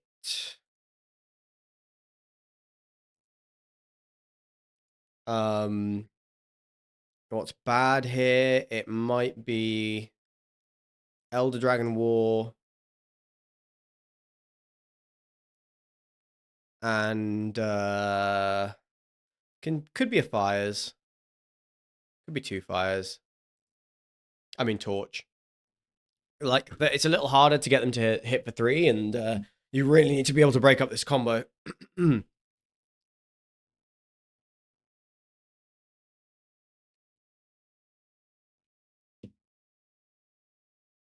Oh, maybe Soul Guide Lantern actually would have been good too. I don't think Ghost Vacuum is good enough. Um, but I was probably supposed to bring in the Soul Guide, huh? Okay, Thundering Falls.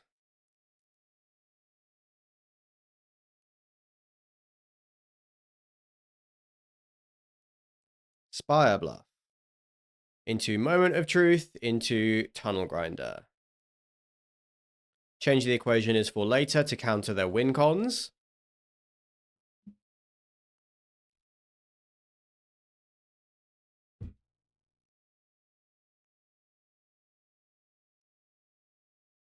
Aftermath Analyst.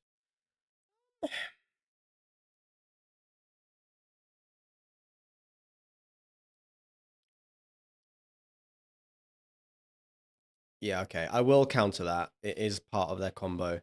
Let's keep them off it. Tunnel Grinder. Re-roll the hand.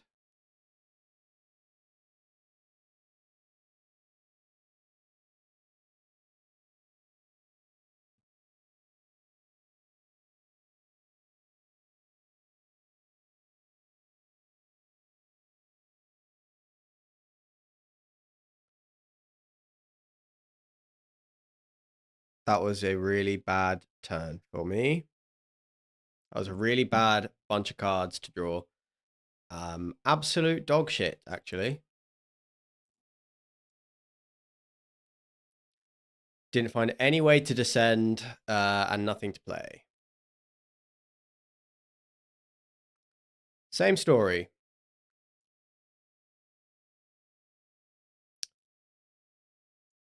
Demo field is no good against this deck. I guess just sacking the demo field might have been something, but that's so bad.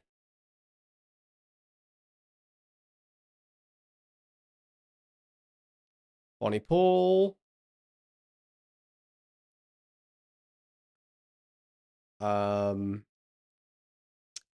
Okay.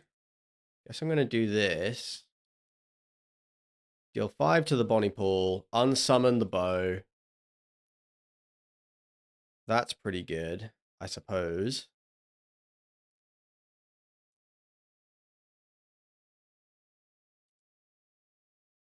There's a season down there. This is a 6/6. Am I taking 6 off of this thing? Do I need to hold up interaction?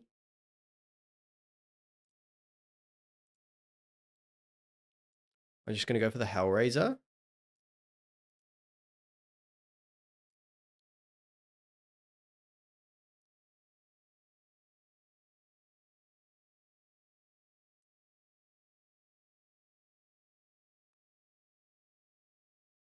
I think I'm going to do this, draw 3 cards.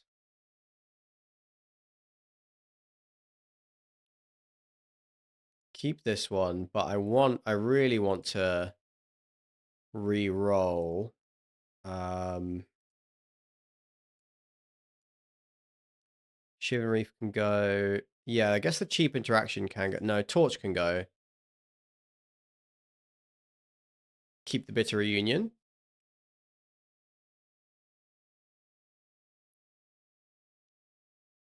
Discard the Thundering Falls. Okay. Well, we have the Unsummon for the Bonnie Pool, so if we can get them to tap out again, we can go for a win.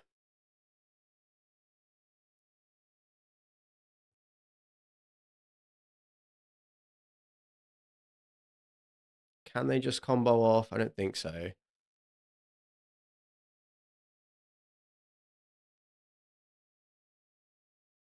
There's the analyst. Oh, they can just combo off?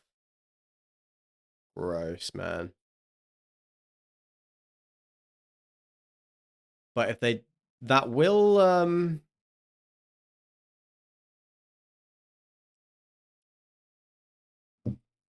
Okay, all right. If they don't win this turn, then maybe we have a chance.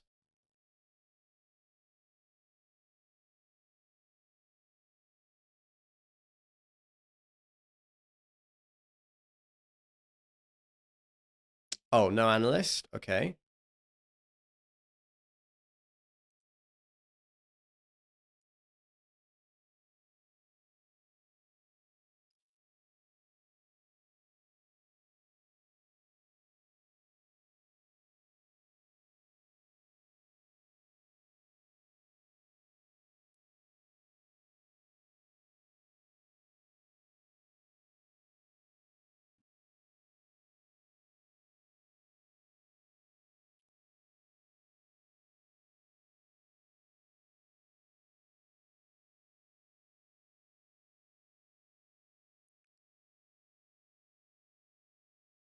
Okay.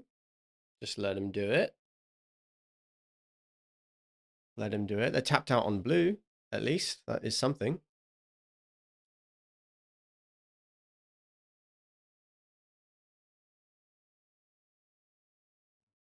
I guess World Soul Rage does just kill us here because the Bonnie Pool can attack. The bow can attack.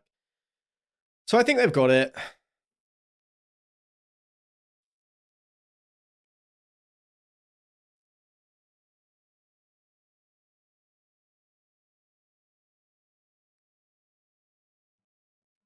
Guess I'll continue with my food order.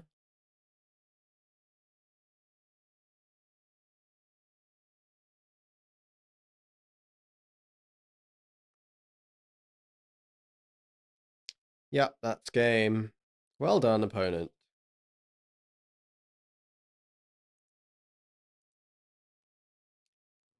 Shouldn't have tapped out.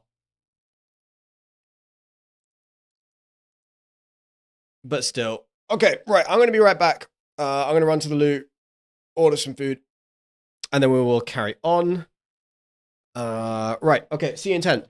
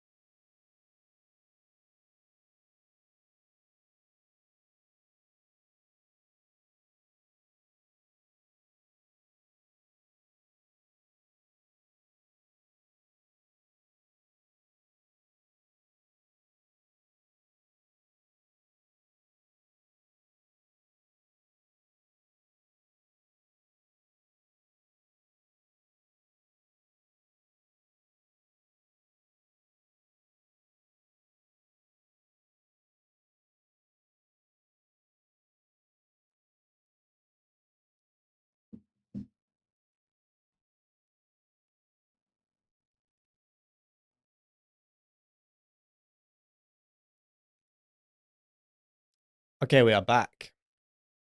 Back once more, and actually, I'm gonna switch up the music just a little bit. What do I feel like listening to? Maybe something chill. It's a Sunday.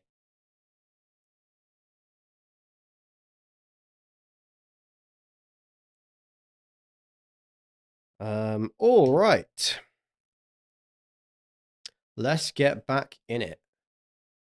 Let's get back in it.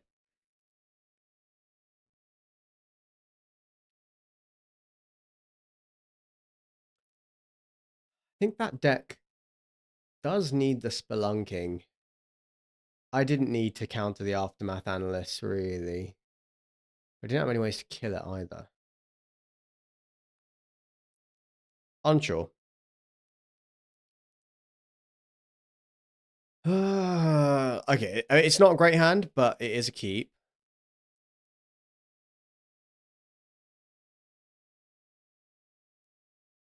Whoa, okay, what is this? Crawling Barrens?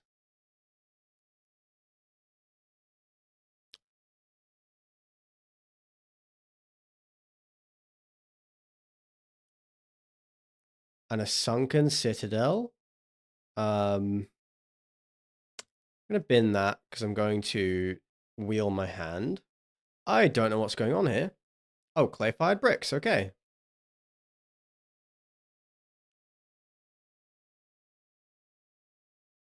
This does transform, but that's not really the important bit with this card, is it?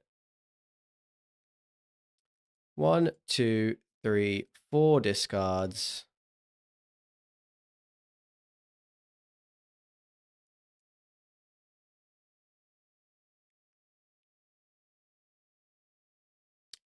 There were no permanents there. Okay, they destroy the tunnel grinder, that's fine. Let's play another one. Discard just 2. Do I care to hold up interaction? I don't think I do. Do I want a bitter reunion this turn? That I think I do want to do.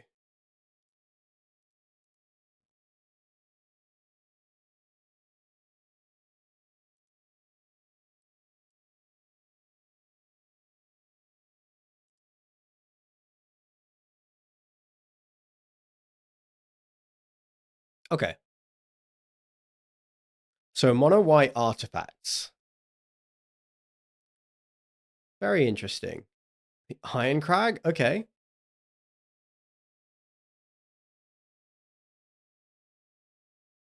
+3/+3 loses all other abilities. All right. No idea what's going on here, guys.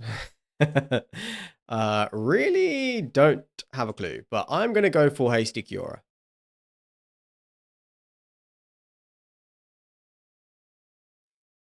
Probably going to drop the Furnace and the Chandra.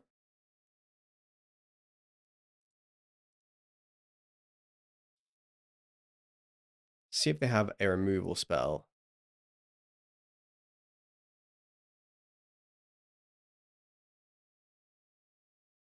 Well, we have our 8/8. See if they take the trade. Okay.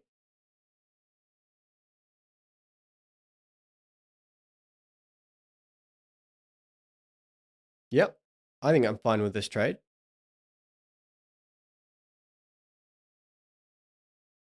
Also fine with drawing more cards.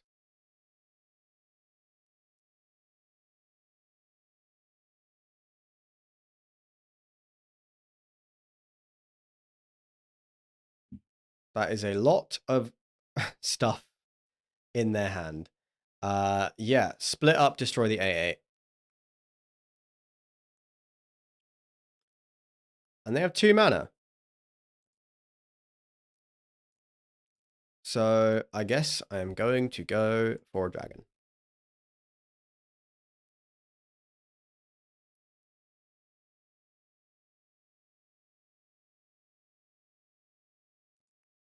Ill-timed explosion. I want to discard these because it's going to flip the tunnel grinder, which I think is going to be important.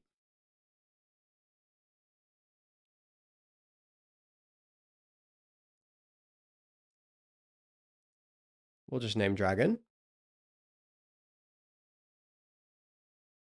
And we're going to pass the turn for now.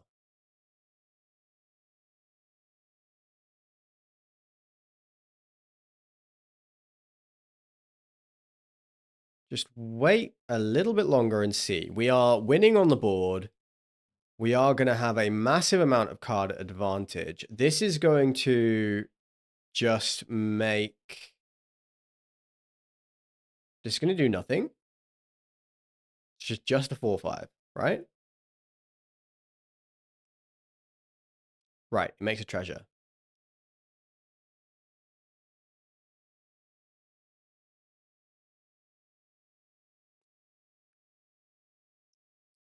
I mean, we can fires the Baser. I don't really think there's much benefit to that.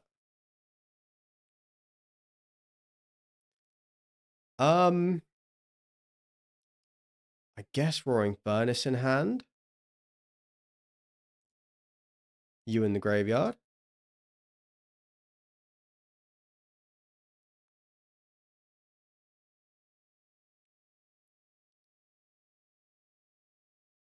So I'm gonna tap red.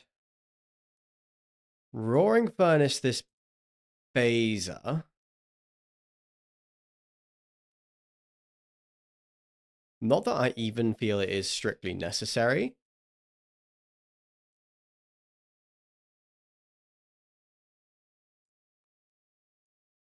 And just play the dragon. We have an unsummon, fires a victory up. There's a season. So they might remove this dragon, but we have another one coming down. We'll have 2 seasons in the graveyard.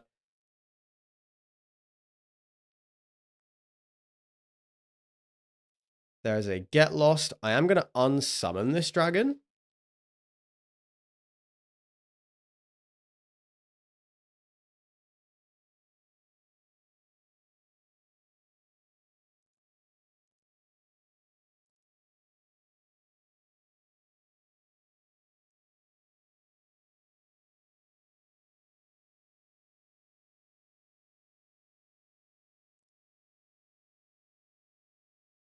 It's Chandra. Can we hit one more season? Yep.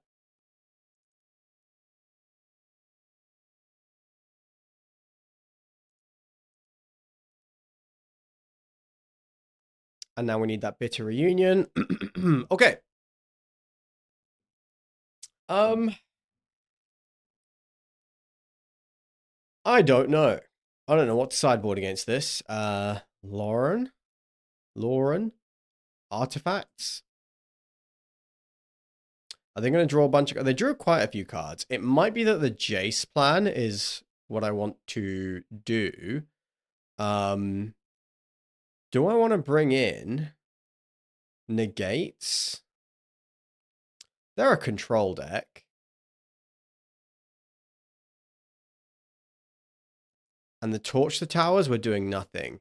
So I think maybe the negates and maybe even the Jaces.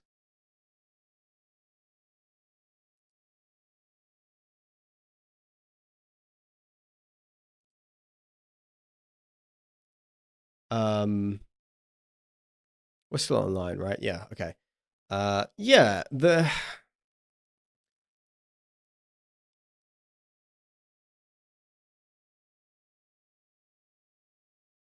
yeah. Do you know what? I think I'm gonna do it. And then cut the Elder Dragon War. Cut all the torches.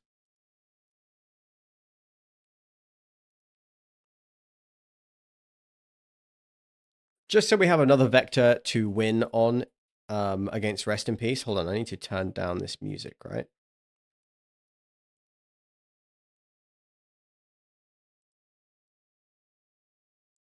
Yeah. I want to be able to negate a Rest in Peace, but you can't guarantee that.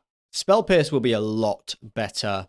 It will make the Rest in Peace counterplay a lot better once that comes out.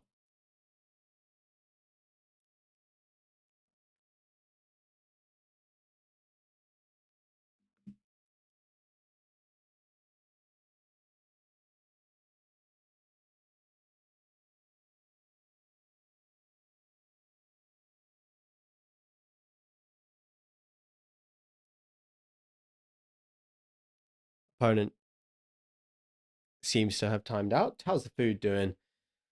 Not much longer. I'm starting to get hungry.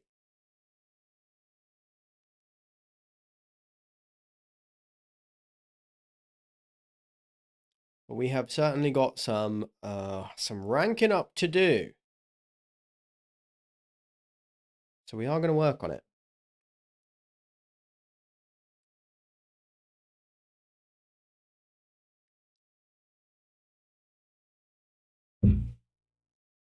Okay.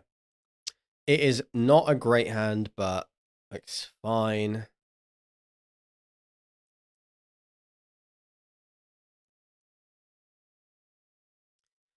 Might just get Rest in Peace. They had black. So that's what happened last game.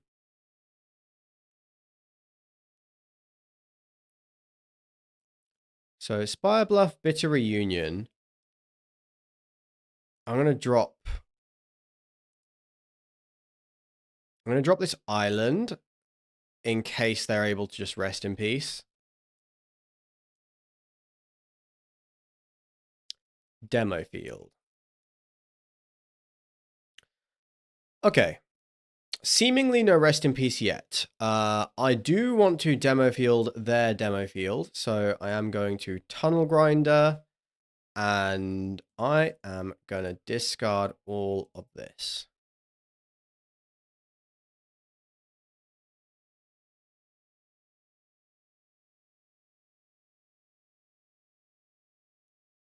Yeah, that's not a bad hand.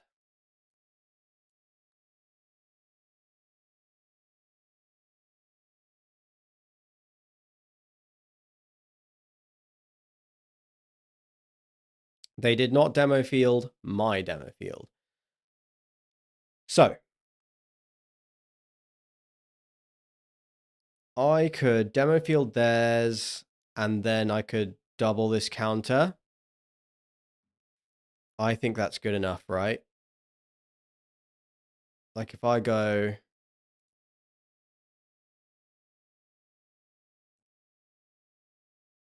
If I go Fable Passage...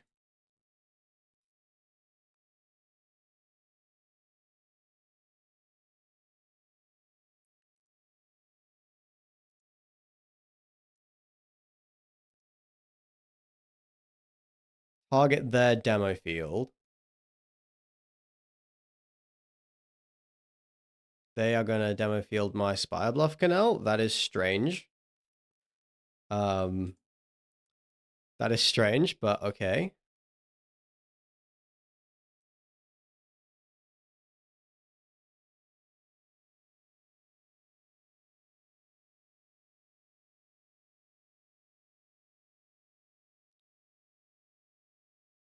Wait. What happened to my Fable Passage? Wait, did I fuck something up?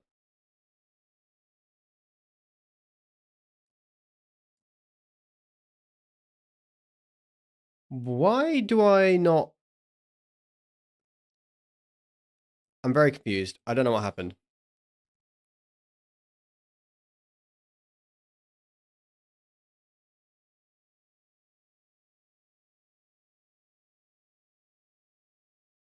I thought I had an extra mana. Where did my Fable Passage go? What did I... I'm going to have to review that game. What just happened?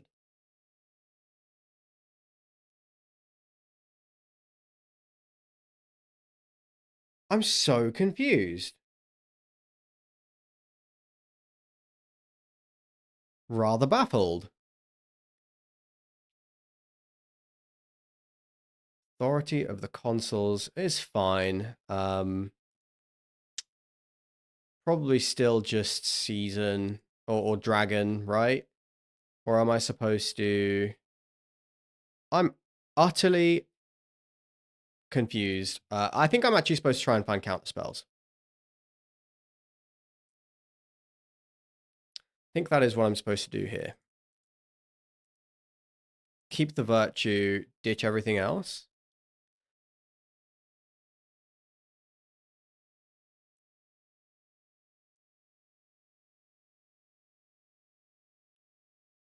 Find counter magic for their board wipes. Like I need to find my negates. Can take 2, that's fine.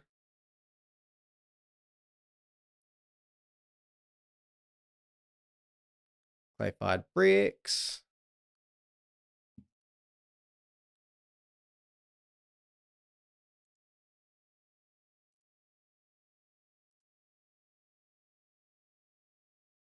Mountain. Bitter reunion.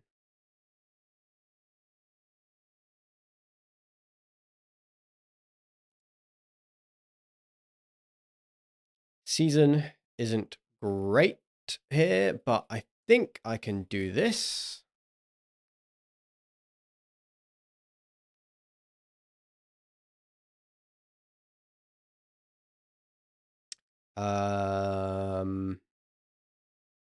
Yeah, we'll do a tunnel grinder.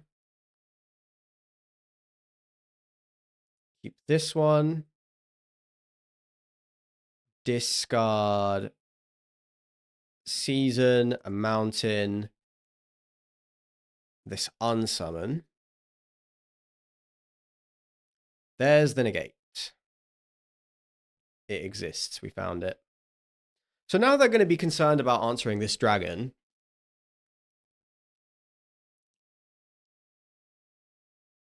And we have got another dragon down there. And we have a negate for the next one. Misses, though. Like 18 cards down there. But there's 2 seasons and a Chandra.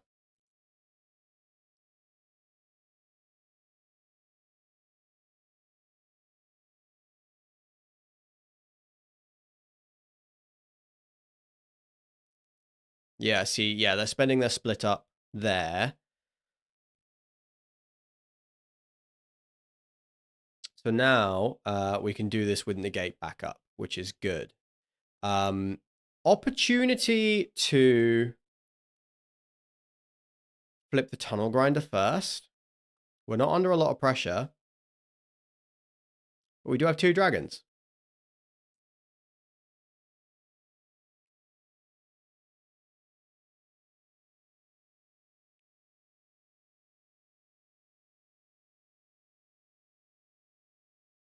All we need to worry about is protecting our graveyard.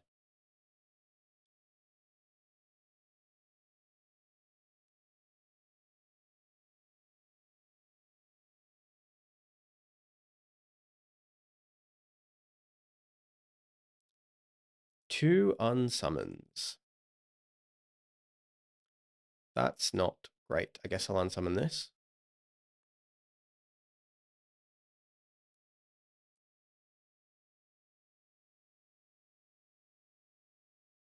Put that demo field in the graveyard to flip the tunnel grinder.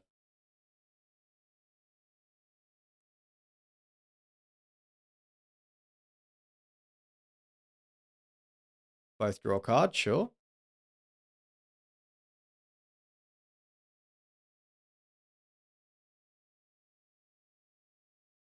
They're going to level up their crawling barons.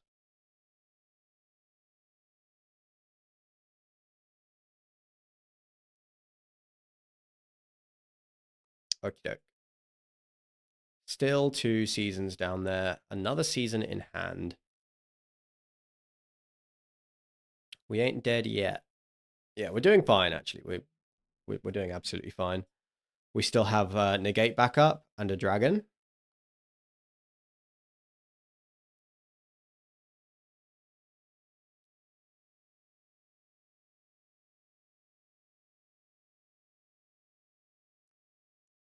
That is why we carried the negate.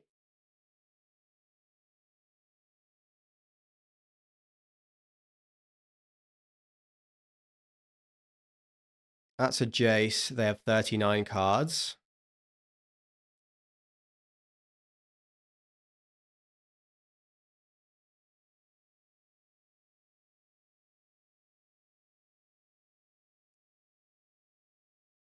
Okay.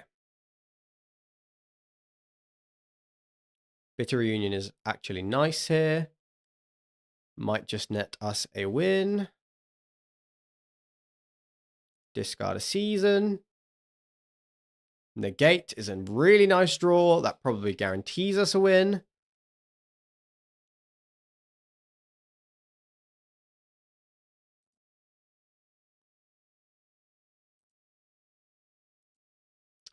Do I want to bounce these dragons and then make my copy?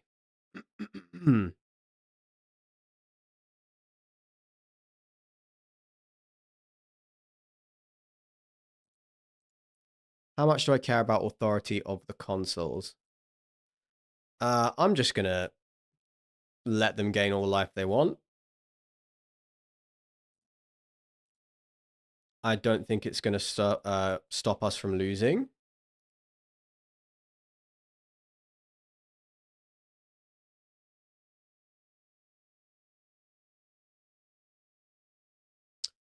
Tunnel Grinder, ill-timed explosion.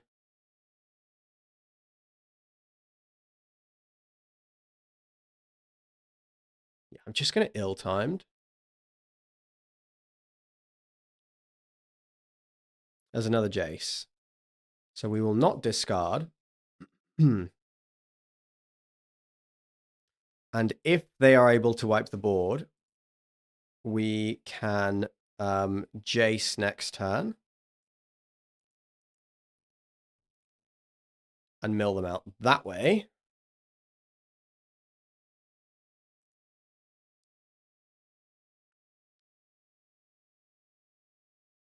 Want to hold the negate. Guess I'm going to combat.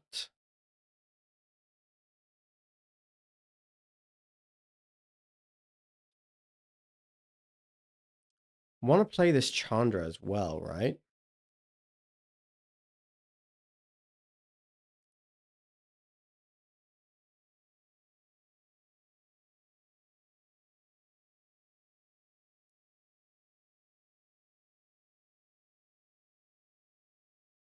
Okay. Gonna discard the Flame Shaper, the Ill-Timed, the Furnace. Keep the rest. 7 cards left.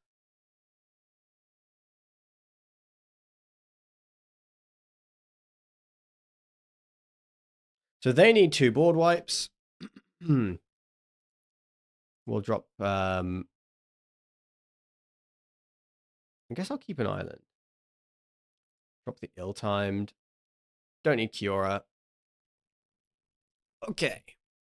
Can I... So I have 4, 5, 6, 7, 8, 9 mana.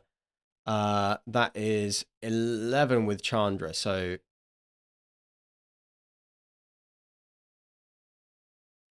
6 mana.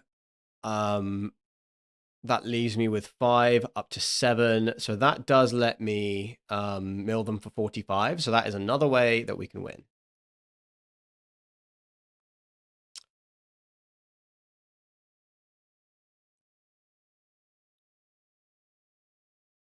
Let's go for that.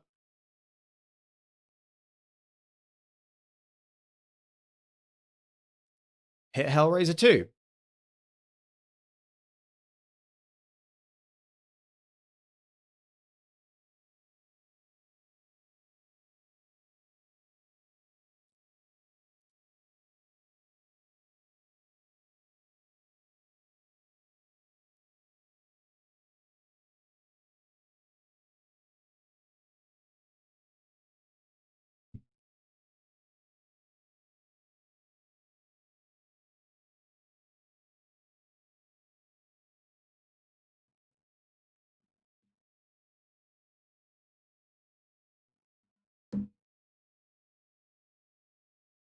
Okay, we'll draw a card. We're down to 4.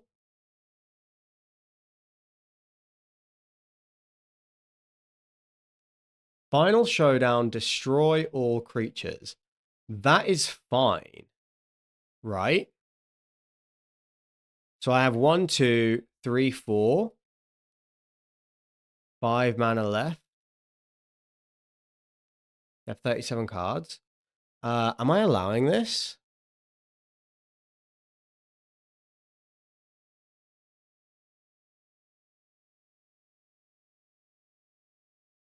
Chandra cost me 6.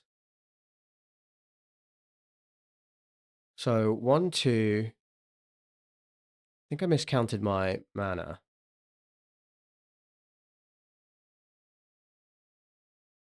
I think I have to do this.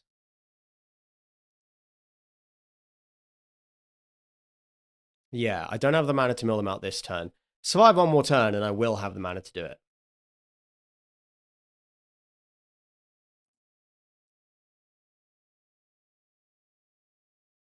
Three cards left.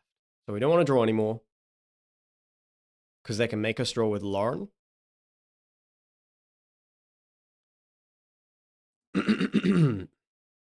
Okay, free Chandra.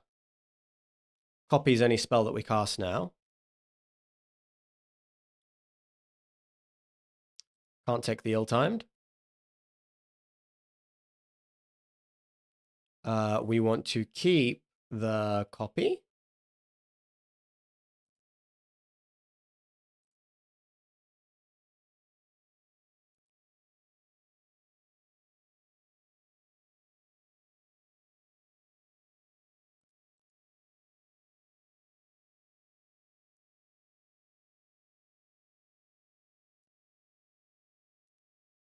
They're on 37.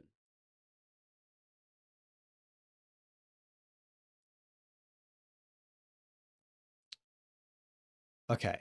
I need to kill this Lauren.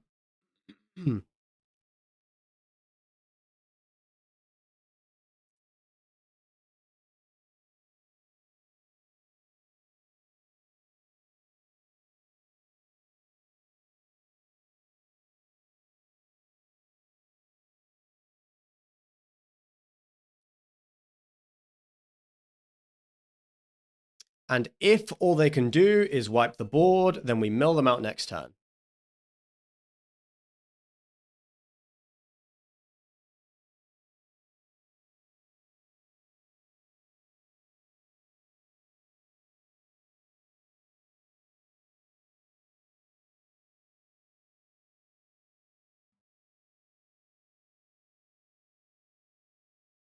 Should have them.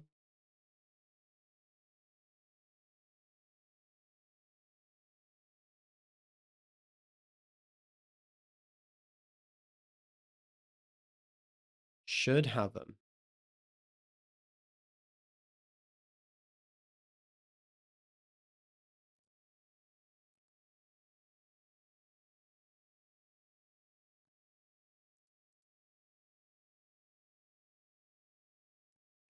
Doubt I have any permanents left, but I want to 1 colorless. Oh, no, I don't. Do I have enough blue? I do, right? 1. Oh, yeah, of course I do. So I'm going to use red on the Jace.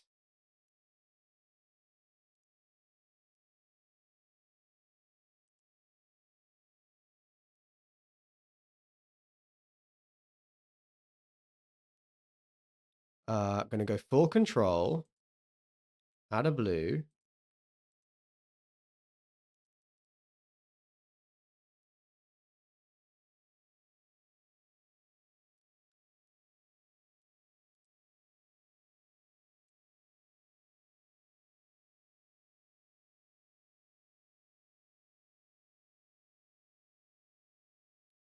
Okay, should be fine now.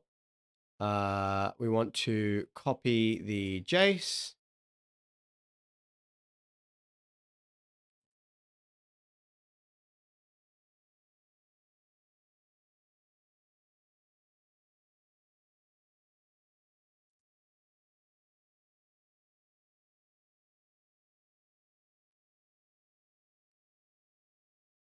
My food is here. I gotta run.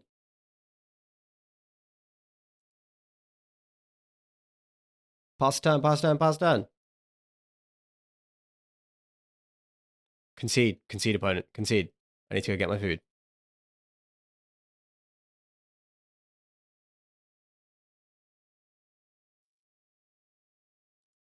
Okay. You're right.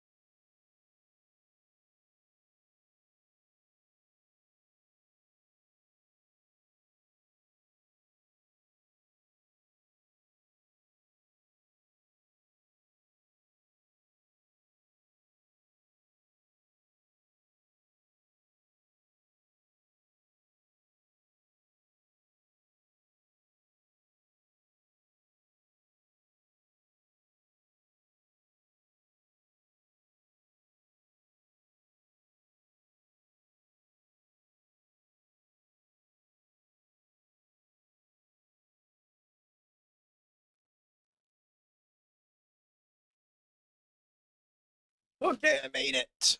Okay. Well, we're a little higher than we were. I'm gonna. Oh, that was a good win. That was a good win. I'm gonna wrap up the stream. Oh, Sam, I was just, I was just about to close off the stream, just as you return. I'm gonna wrap it up. Grab some food. I've got a couple of other things to do today, and I'm taking a trip this week, so I've got to. Yeah, I've got to pack and stuff. So, we're not gonna be streaming again on Tuesday because I am traveling.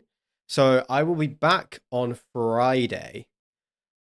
And I might do an all-day stream. I might take the day off work and do a nice long Friday stream.